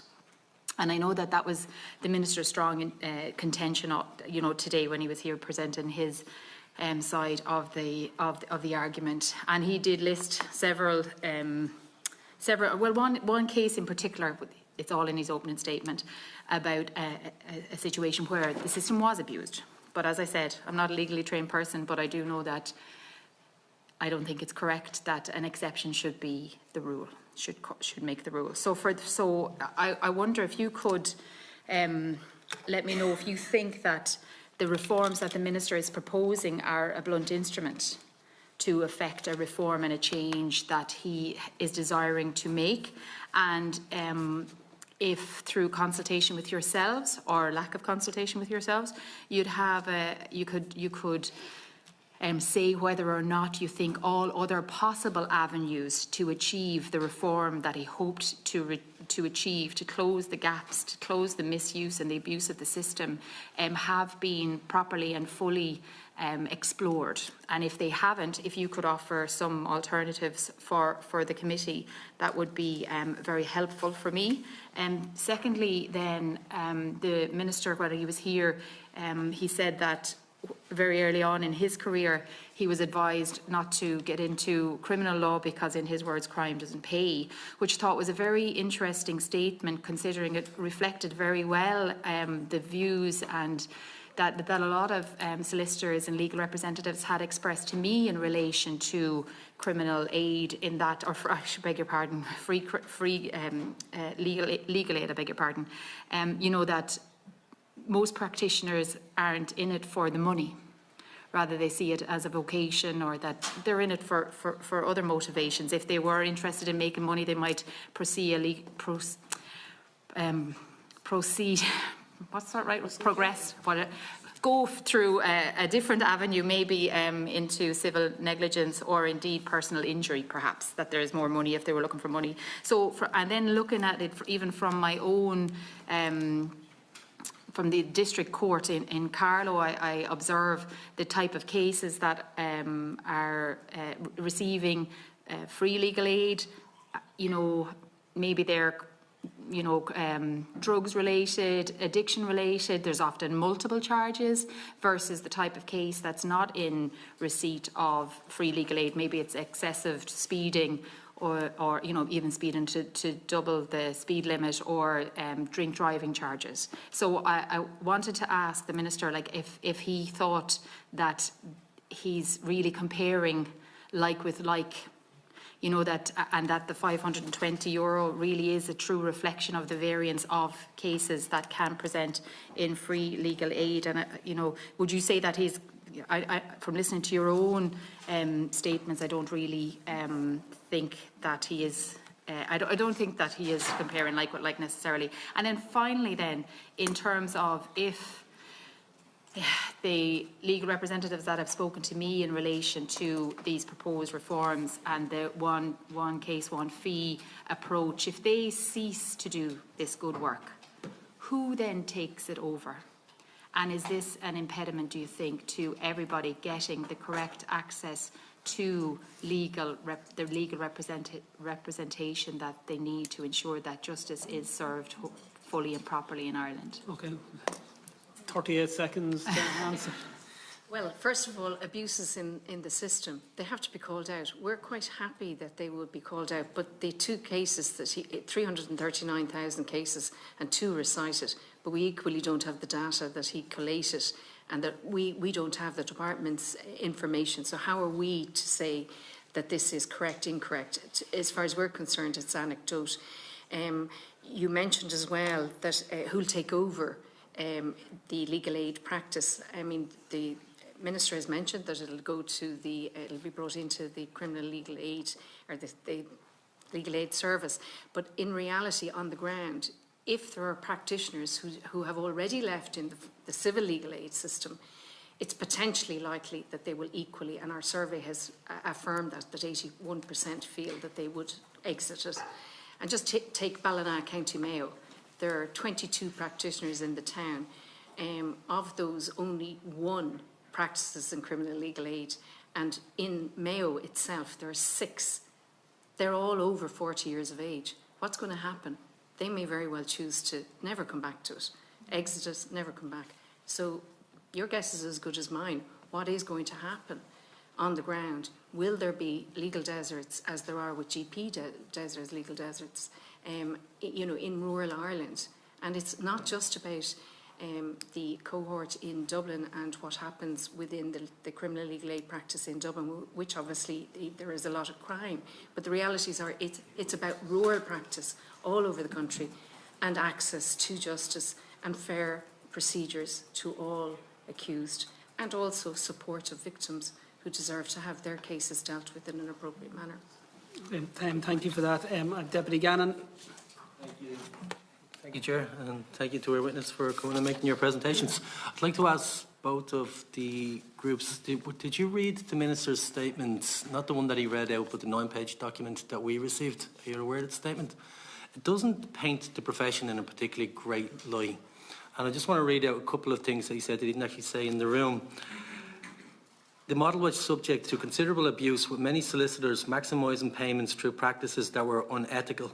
These abuses will no longer be possible under the new system that I signed into law. Do you think that's a fair, in terms of the Minister referring to many abuses but only actually highlighting 3 that we could think of? What did you think of that statement when you read it? Personally, I thought it was a horrendously unfair statement. The Minister made reference in his written statement to legal practitioners taking payments in addition to a legal aid certificate, and that I found to be a bizarre allegation.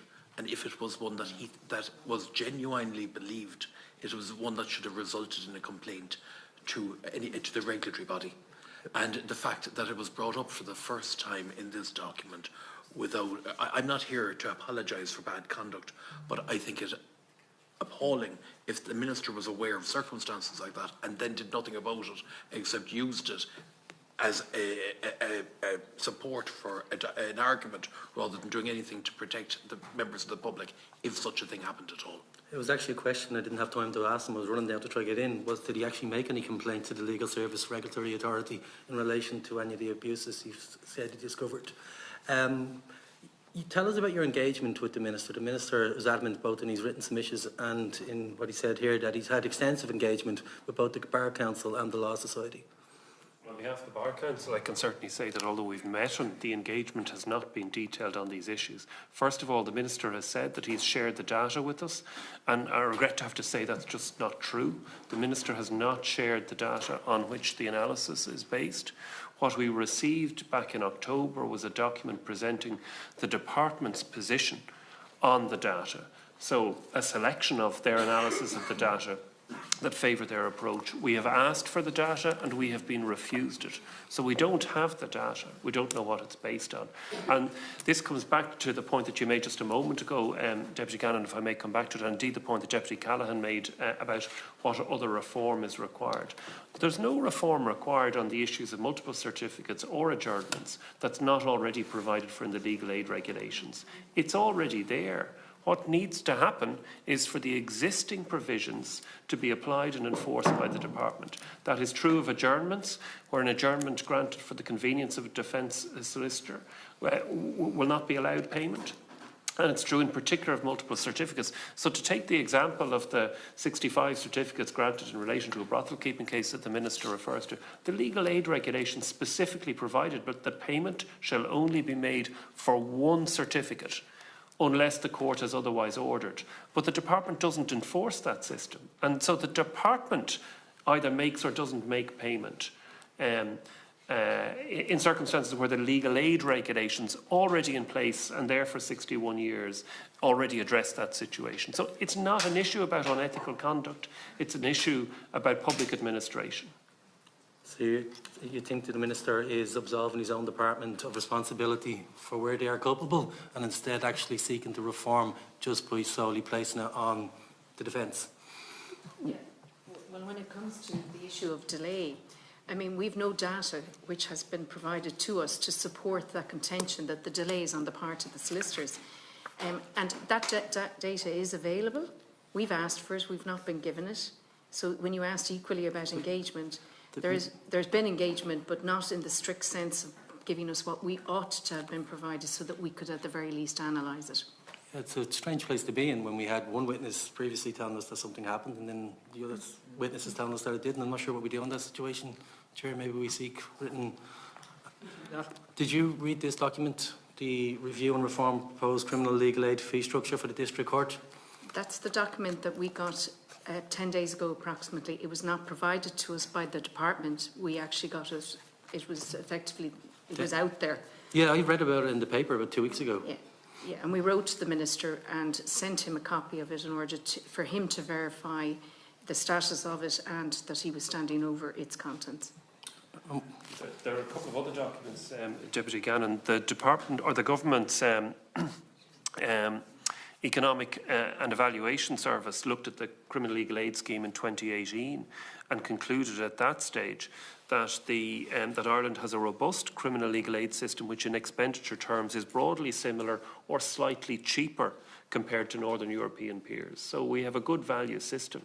There's another analysis published by the same service as recently as March of 2026, which makes clear that that analysis does not understand the reasons for the increase in the legal aid budget. So the government's own Economic Evaluation Service has not been able to explain the increase in the legal aid budget. Now, there are reasons why it might have increased. So, for example, prosecutions for sexual offences have increased significantly. That's only right, but they're more complicated and difficult cases and they take time. To take another example, earlier this month on the 9th of June in Letterkenny, 330 cases were adjourned in a single day because a Supreme Court decision was awaited in relation to the custody of a sample taken in a drink driving case. The High Court had found the existing regime inadequate and prosecutions would fail on the application of the High Court scheme. The state wanted all of the cases to await the decision of the Supreme Court, and I have no doubt that similar numbers of adjournments were replicated in district courts all across the country.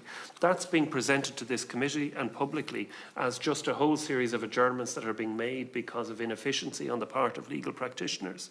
Okay, point well made. I'm just going to have to let others in and we might have a second round. So I have Deputy Butterley. Thank you, Chair. Thank you very much for coming in at short notice.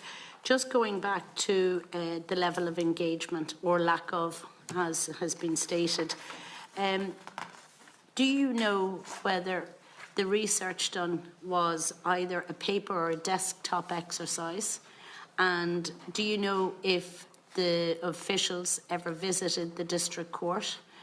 Do you know in terms of the information sharing that went on during your consultations or your discussions with officials, exactly how they carried out this research?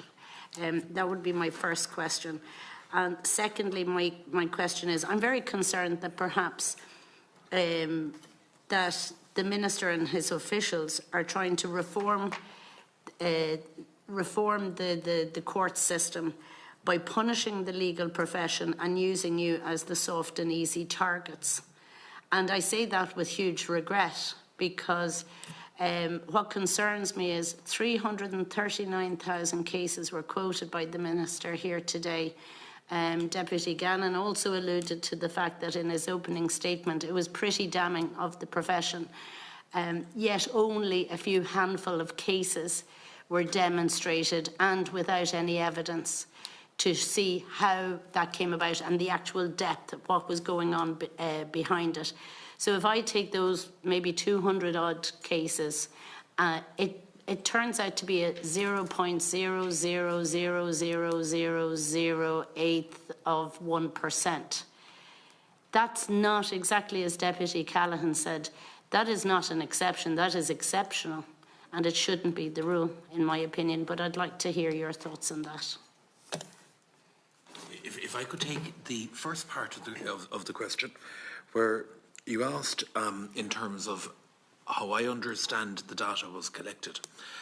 It was a desktop exercise, and we had offered on a number of occasions to allow members of the department and the minister's staff to attend different courts so that they could see and have a real feel of what happens in court.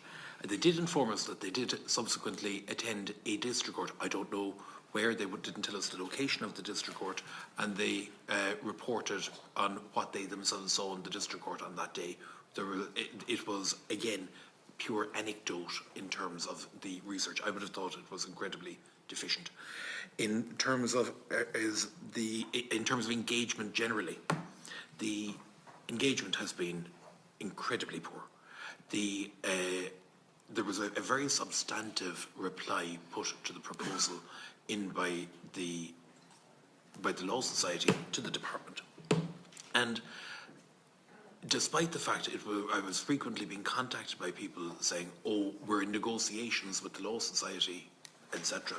At that point, the only reply, for a period of approximately 4 to 5 weeks, the only reply that was received to a very substantive submission was an out-of-office reply.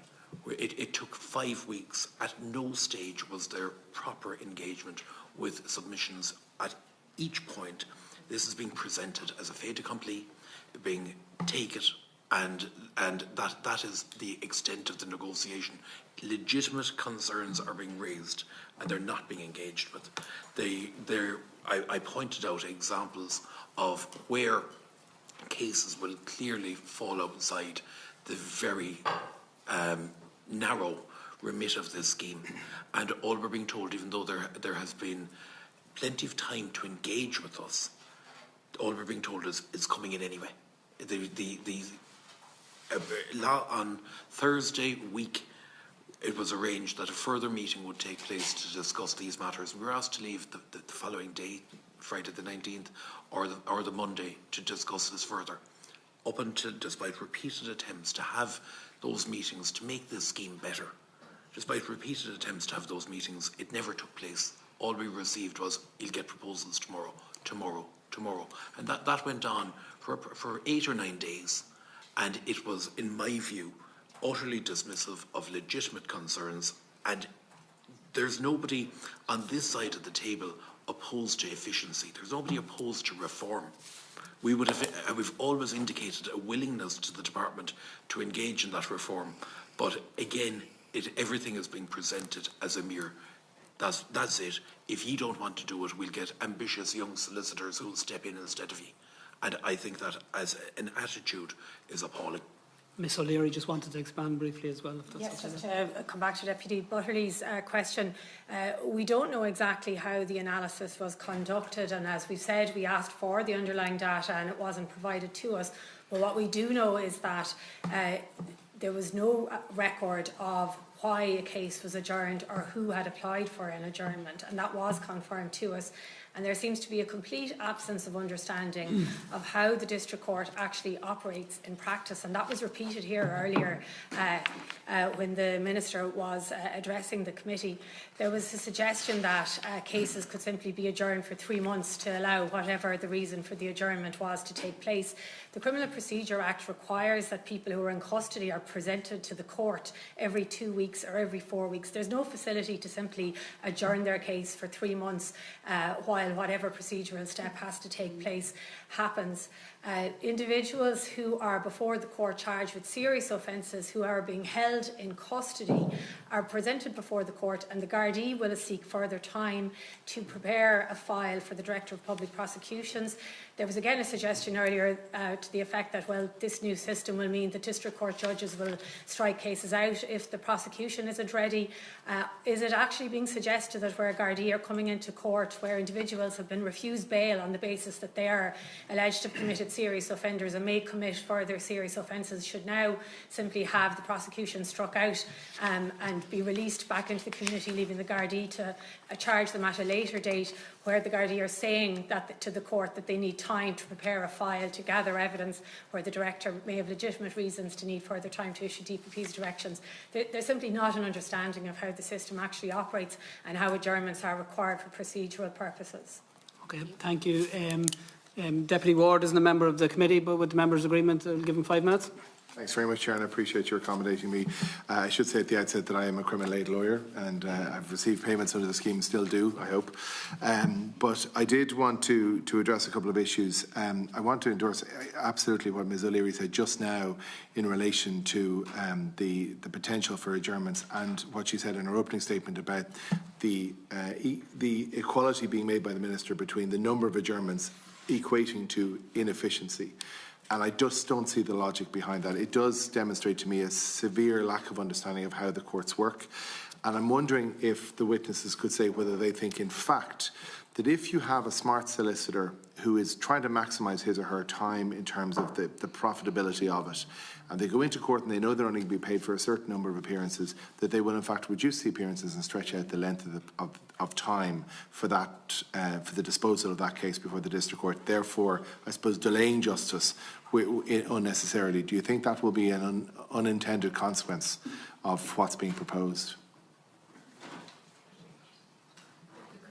Yeah, so if you know you're only going to be paid for 3 or 4 appearances, that you will limit the work to 3 or 4 appearances. If that takes 6 months or 2 months, you'd rather make it longer so that you can be sure, for example, the book of evidence is going to be ready. You can be sure that disclosure will be made.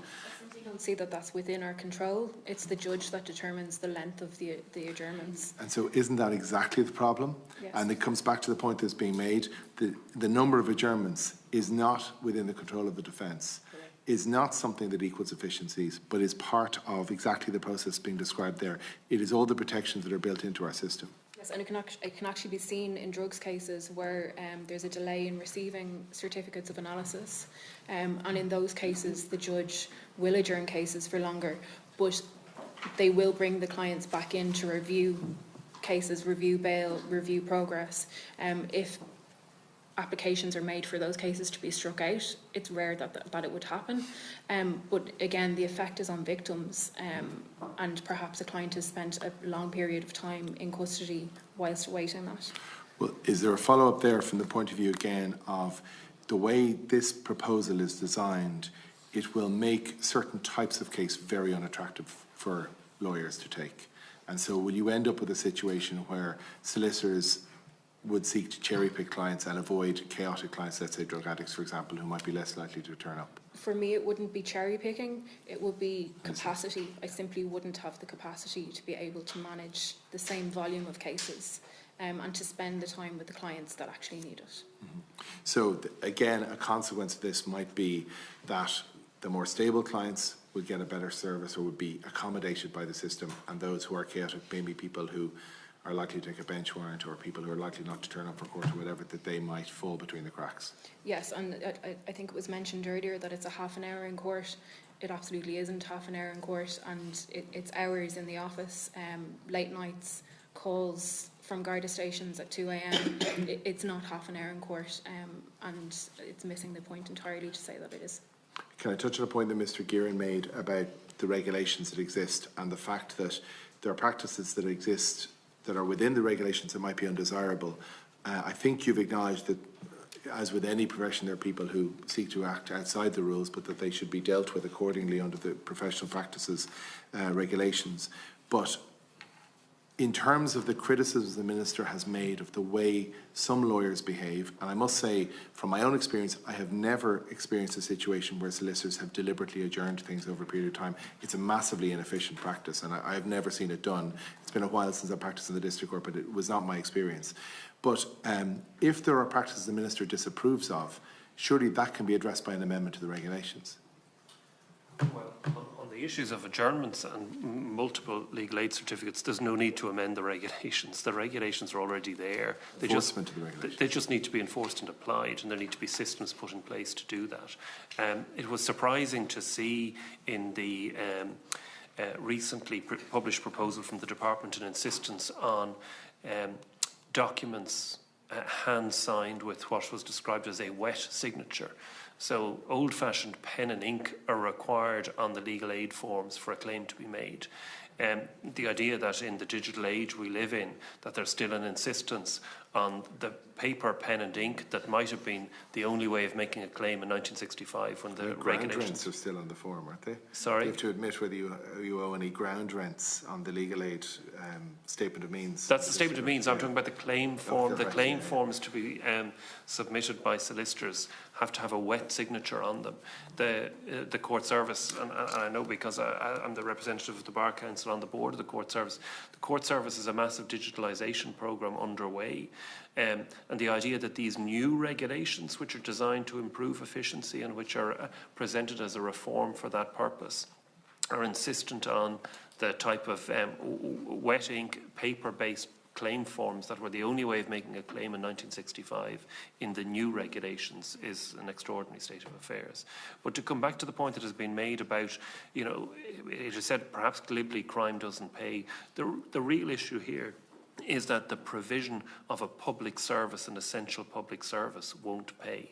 And the state looked at the possibility of providing public defence through a public defender office where people employed by the state would act on behalf of accused persons. And it was established at that time that the existing system is more equitable, more economic and more efficient than a public defender system.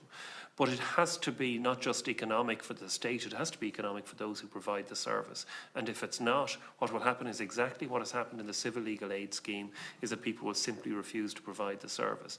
And a real concern there is that the fees payable under that scheme are not index linked, they haven't been adjusted. They're the same fees that were applied in 2012.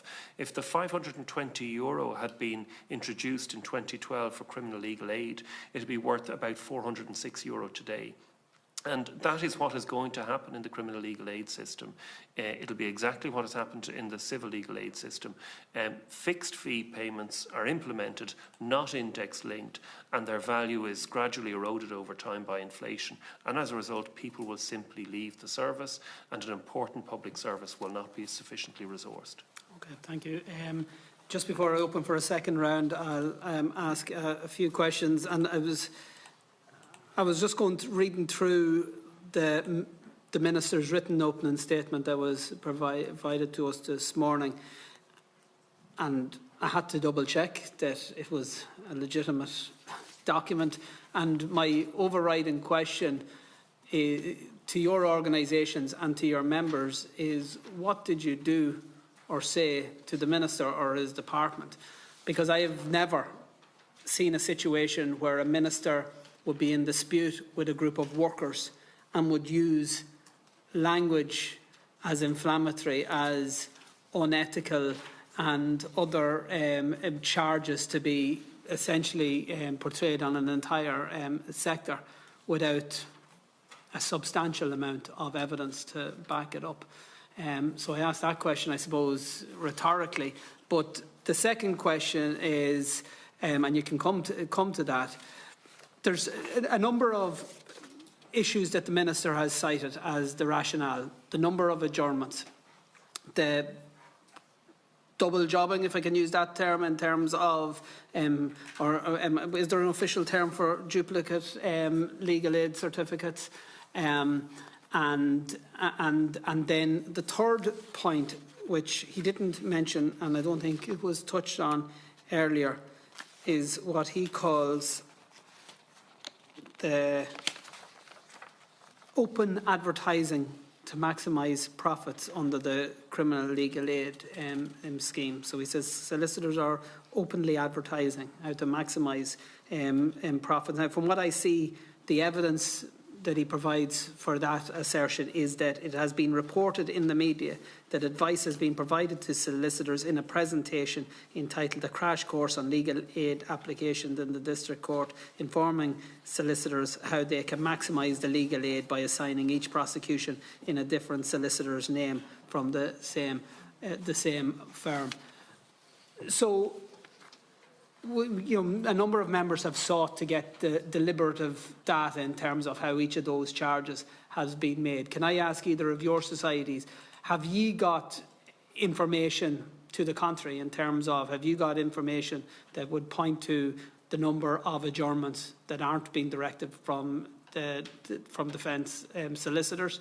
In other words, either from the state or at the instruction of the court, in terms of the numbers of instances where multiple legal aid certificates would be applied to an individual, or information as to whether or not it is an open practice for solicitors to advertise how to maximise profits in the manner in which has been outlined. So I don't know who wants to go first. Just first of all, on the adjournments, the realities are the practitioners on the ground are the ones making the applications where they have to, and that in turn is adjudicated by a judge, and it's not given without due cause. And in fact, actually, under the statutory instrument 33 of 1978, Regulation 3(2)(b), it effectively says that a solicitor will not be paid in the event of them looking for an adjournment for their own convenience. So that's a reality. They're not making applications for an adjournment because they're not going to get paid if they're doing it for their own convenience. So it's the corollary of that. When it comes to the suggestion that there's there's advertisement, we've no knowledge other than what was in the Minister's review document, and that might be once as an incident, and maybe there were slides. We have no knowledge. I've never seen them. The realities are we haven't got them. And whether that was inappropriate or otherwise, the realities are it's only on a once occasion. Where is the data to support that this has happened as a flagrant breach of ethical obligations of any solicitor or professional? Thank you, Chairman. First of all, on the number of adjournments, the data is just not available. It should be available, and it's obviously within the means of the department to get their hands on the data, to publish it, and to publish their analysis of it, and we'd be happy to engage in that. We're confident, for the reasons that Ms O'Leary has already referred to and that are set out in the written submission we made to the department, that the vast majority of adjournments will be explained by the necessities of ensuring the fair disposal of court proceedings and by the statutory obligations that exist to adjourn for specific purposes. On the question of multiple certificates being granted for no reason, as I've already indicated, that's provided for in the regulations, and as the High Court has said, any burden on the Exchequer arising from that is as a result of the Department's failure to put in place a proper system.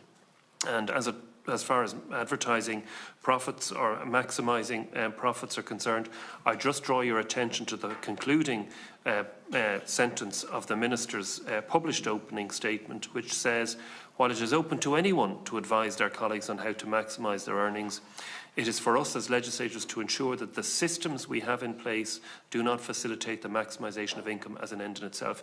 And that's precisely the point we make. It's not just the responsibility actually of legislators, because in truth it's the responsibility of the administrators. It's the responsibility of the department to ensure that the systems are in place to prevent excessive maximisation of income. And the High Court has already expressed very plainly the view that that is not what the department has done. And I have no hesitation in saying in this forum as we said directly to the department officials when we met them, if they have evidence of improper behaviour by any professional, any legal professional, they should report it to the Legal Services Regulatory Authority. That is the clear and unquestioned position of the Bar Council. If the department has evidence of misconduct by any legal professional, they should report it to the proper authority and provide the evidence to support it, and not using isolated examples which only exist because of the absence of appropriate structures in the department as a means to blacken the reputation of people who provide an important public service. Okay, thank you. I'll open it up for a quick second round. So I have Deputy Butterly followed by Deputy Callahan. What time do we have, Chair? 3 minutes. Sorry. 3 minutes. Thank you very much. Okay, so in light of everything that we've heard here today, both from the Minister and from you witnesses, so we understand that it's been a paper exercise.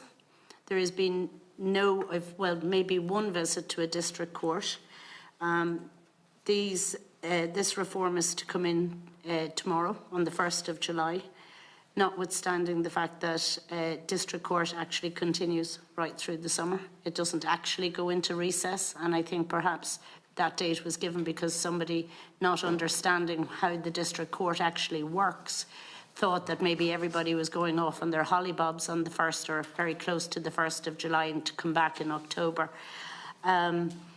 So, Chair, I would be of the view, in light of the lack of evidence, the lack of analysis, the fact that there is no clear understanding of the district court from the officials, that in actual fact, as a committee, we should write immediately to the Minister and ask that it is postponed tomorrow and it is reflected upon, that all the evidence is provided to the committee, and after such a time, be it October or November, but this is delayed until such a time as all the facts are before the committee and that there is a clear understanding. I'll take that at the end of the meeting. Mr. McCarthy. To the comments of Deputy Butterly, if such a proposal of this not coming in tomorrow, none of us have seen the regulations. We would, if you were being asked to take on instructions today, it would be for a scheme that you wouldn't know how it is operating. You don't even know what a form tomorrow will look like. You don't know what rules are applicable. It is, in my view, bizarre that one would be expected to take instructions in such a fashion.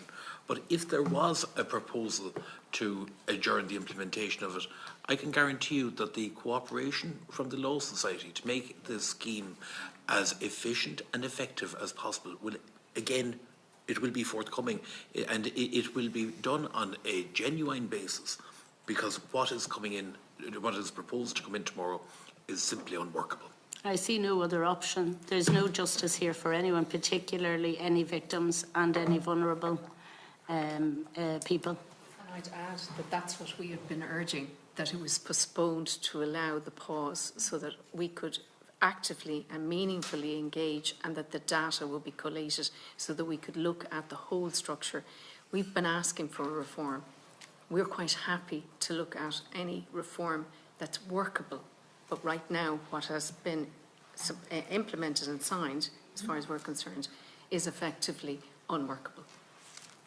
Okay, thank you. Deputy Callahan. Thank you very much, Ciara. Just in terms, it's hard to follow that what Paula said, but I do support her in that regard. Can you please help me understand because the Minister's contention was that reform was needed, which I know I'm repeating, we all agree with. And he also said that the system as it currently exists is inefficient. And he was pointing towards the legal professions as the cause of that inefficiency. But as we've heard from evidence today, that a lot of the adjournments are adjournments that have been requested by the state. So, and you have brought forward your, with your knowledge, that the system as it currently exists already has all of the tools that is required to correct the gaps, the abuse of the system that the Minister is trying to fix with the new reforms. Can you help me understand why that isn't happening then? where is the block there? And I know you mentioned that the department hasn't put the, what did you say in your opening statement? It's the responsibility of the Department of Justice to put in place and manage the systems necessary to achieve the savings and efficiencies that these current regulations allow. Why hasn't it been done? That's a question I think that should be addressed to the Minister respectfully, not to us. Do you have any, and if I had an opportunity to address it to him, I would. But just like, you know, it's unfathomable for me. I don't understand why. Do you understand why? No. No. And like, it's not as if he didn't know. There's so many reasons. The data, for example, on the reasons for adjournments. The minutes of the registrar and the court file, the judge records why, because it may be another judge on the next occasion. So there's a memo to indicate why the matter was adjourned. The data is there, but it hasn't been collated. So there are inefficiencies within a system, but that we're not the persons with the mandate or the ability to control the collection of that data. But we're quite happy to assist our practitioners on the ground on a day-to-day basis. They can keep a record of why an application was made for an adjournment or why a case is put back for a certain length of time. And we're quite happy to assist. And if the implementation of this was postponed and that study was to be undertaken, the information is there. It can be collected, and even if it was done on a sample basis, it would certainly assist and show that what we're saying is what is happening on the ground. It is not being kept. The department have said the data that we're now talking about wasn't taken into account. They didn't look at it. And it is key and central and core to the reforms that are being suggested. It is being said there are too many adjournments, and then it is being said they never looked at why the adjournments were being undertaken. It is bizarre. It is. It is. Thank you. I'll be brief. So I support Deputy Burley's call that we write to the Minister and all of those things, but I don't really have much confidence that that's going to achieve anything given that it's happening tomorrow. So could I ask from the perspective of, and I totally appreciate that you're not organising, encouraging or advocating for any strike action, but what does tomorrow look like? And what does the next couple of days look like? And what does the week after that look like in terms of our judicial system and those who we ask to provide representation? Individuals will decide themselves, you know, whether they feel that the structure that the department are now imposing upon them is workable for them, and they may choose not to. There is mood afoot. We understand that Cork, prior to even the introduction of the proposal, as of yesterday evening when we got notice, they'd already decided that they would intend to, as such, decide to resign from the legal aid panels. Others will take different views. Others may choose not to do anything. Like, we don't know. All we can honestly say is that it's not workable. So therefore, there could very well be, and in a survey, 81% of our profession said, who practice in the area, said that they would not continue to practice. So I listened to Morning Ireland this morning, and there was a solicitor on there who was talking about the fact that he himself was removing himself from the legal aid panel, and so was the majority of the solicitors, if not all, in Cork. So what does it look like next Tuesday in Cork? And I think the short answer to that, Deputy Gannon, is chaos. But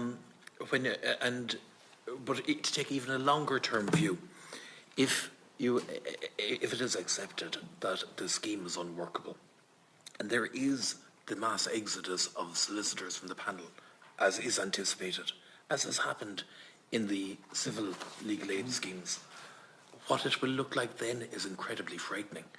There are some parts of the country where for a civil legal aid appointment you could be waiting 60 weeks or more than in a year. I don't understand how anybody could consider that vista in terms of criminal legal aid. I don't know whether people would be expected to wait in custody. I don't know whether people would be expected to hang around waiting for trials until they can get representation.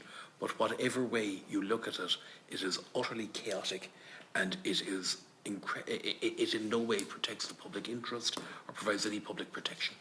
I'll just give an example. In Mayo yesterday, there were 200 people called to potentially be empanelled on the jury, and obviously the judge had to tell them to go home. That's state money going down the drain, and in reality that's only one example as of yesterday. I'm sure there's numerous examples around the country, and that was yesterday. So, yes. Upheaval. Thank you. Deputy Robinson. I think Deputy Gannon has asked what I was going to ask, so... Okay. Deputy Ward. Thanks very much, Chair. I just want to make reference to some legal aid figures for individual practitioners who read out earlier, and they're frequently cited in the media, and the joke has been that crime doesn't pay, but the reality is that crime is the least profitable area of law in real terms, as somebody described it to me as the Ryanair of law. But when those figures are published, they don't mention that they include VAT, for example. They don't mention that solicitors run offices, employ people, pay rent, etc. from those fees. I'm just wondering how this affects the morale of the professions. If there is an allegation that there is inefficiency within the system, but only one group of actors within the system are being targeted for blame and for a penalty, how does that affect how practitioners feel within that system? Frustration, disappointment, dismay, and those words have been expressed probably even more harshly. And we met with our criminal legal aid practitioners yesterday. There was 336 practitioners on a Zoom, and it was palpable, the actual sentiments, and some was deeply worrying because of they're only solely practising in the criminal legal aid area, and their viability as to whether they'd be able to continue to practice. Absolute frustration that we want to engage, we've asked to engage, and we basically were given at 10 to 6 yesterday evening a letter to say it was in. Fait accompli. That's not engagement. Thank you, Deputy Ward. There's a deep sense of frustration, and it goes back to the period after the financial crisis. And the Minister has spoken today of the restoration of the last of the FMP pay cuts. The Department of Justice and the Office of the DPP had agreed in writing in July of 2018 that at that stage the Bar had cooperated with efficiencies and reform equivalent to those provided by other sectors in return for the unwinding of the FMP era pay cuts.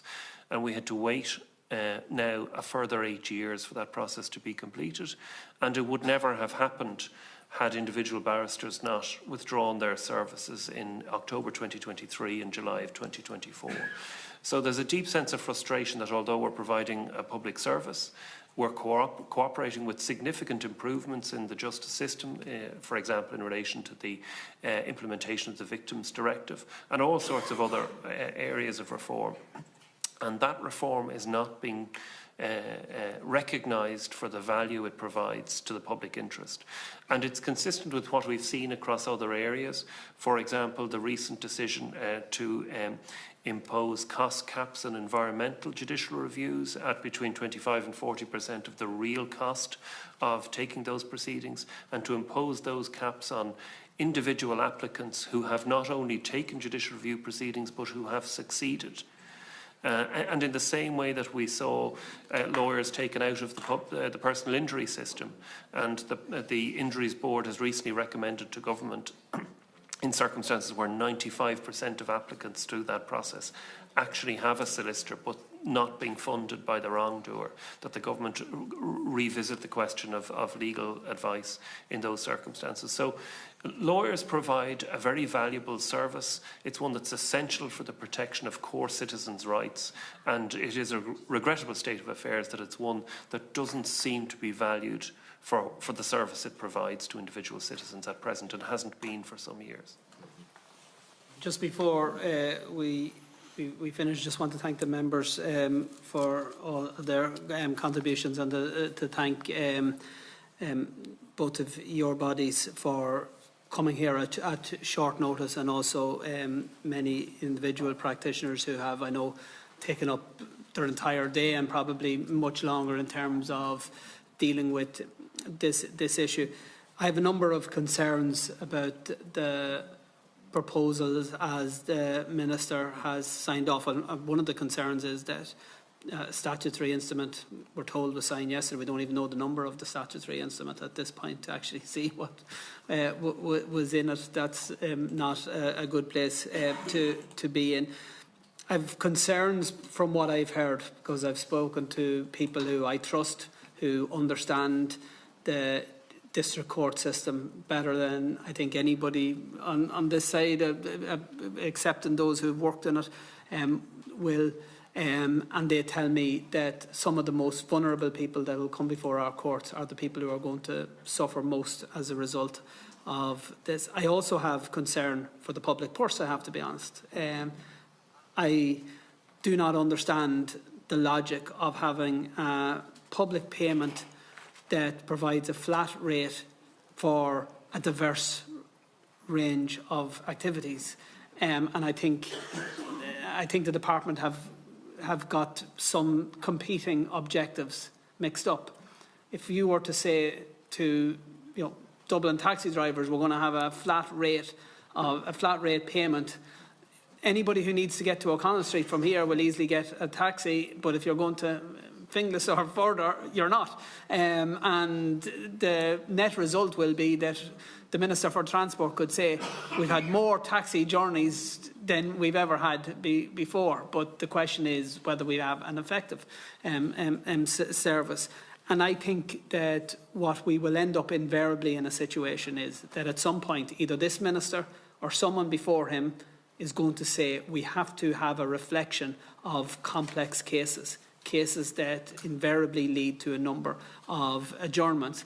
But anybody who has cases that will have less than the average, they're not going to suddenly accept, OK, I'm going to take a cut, because they will have built at that stage their business model on that basis. And therefore, in my view, there's going to be a potential big hit to the public purse, that we will end up with a situation that rather than improving efficiencies will just lead to a situation where we have a less efficient system that costs more, where perhaps we've lost some of the best legal practitioners to the criminal aid scheme in the interim. So they're just my thoughts. I think there is agreement in principle that we accept Deputy Butterley's proposal to issue a letter. So I'd ask members just to stay for private till we agree a wording of that letter. If anybody wants to make short closing remarks, you're welcome to do so now. Okay, and again, thank you all for your indulgence. Thank you, Cahill, for the manner in which we were treated today.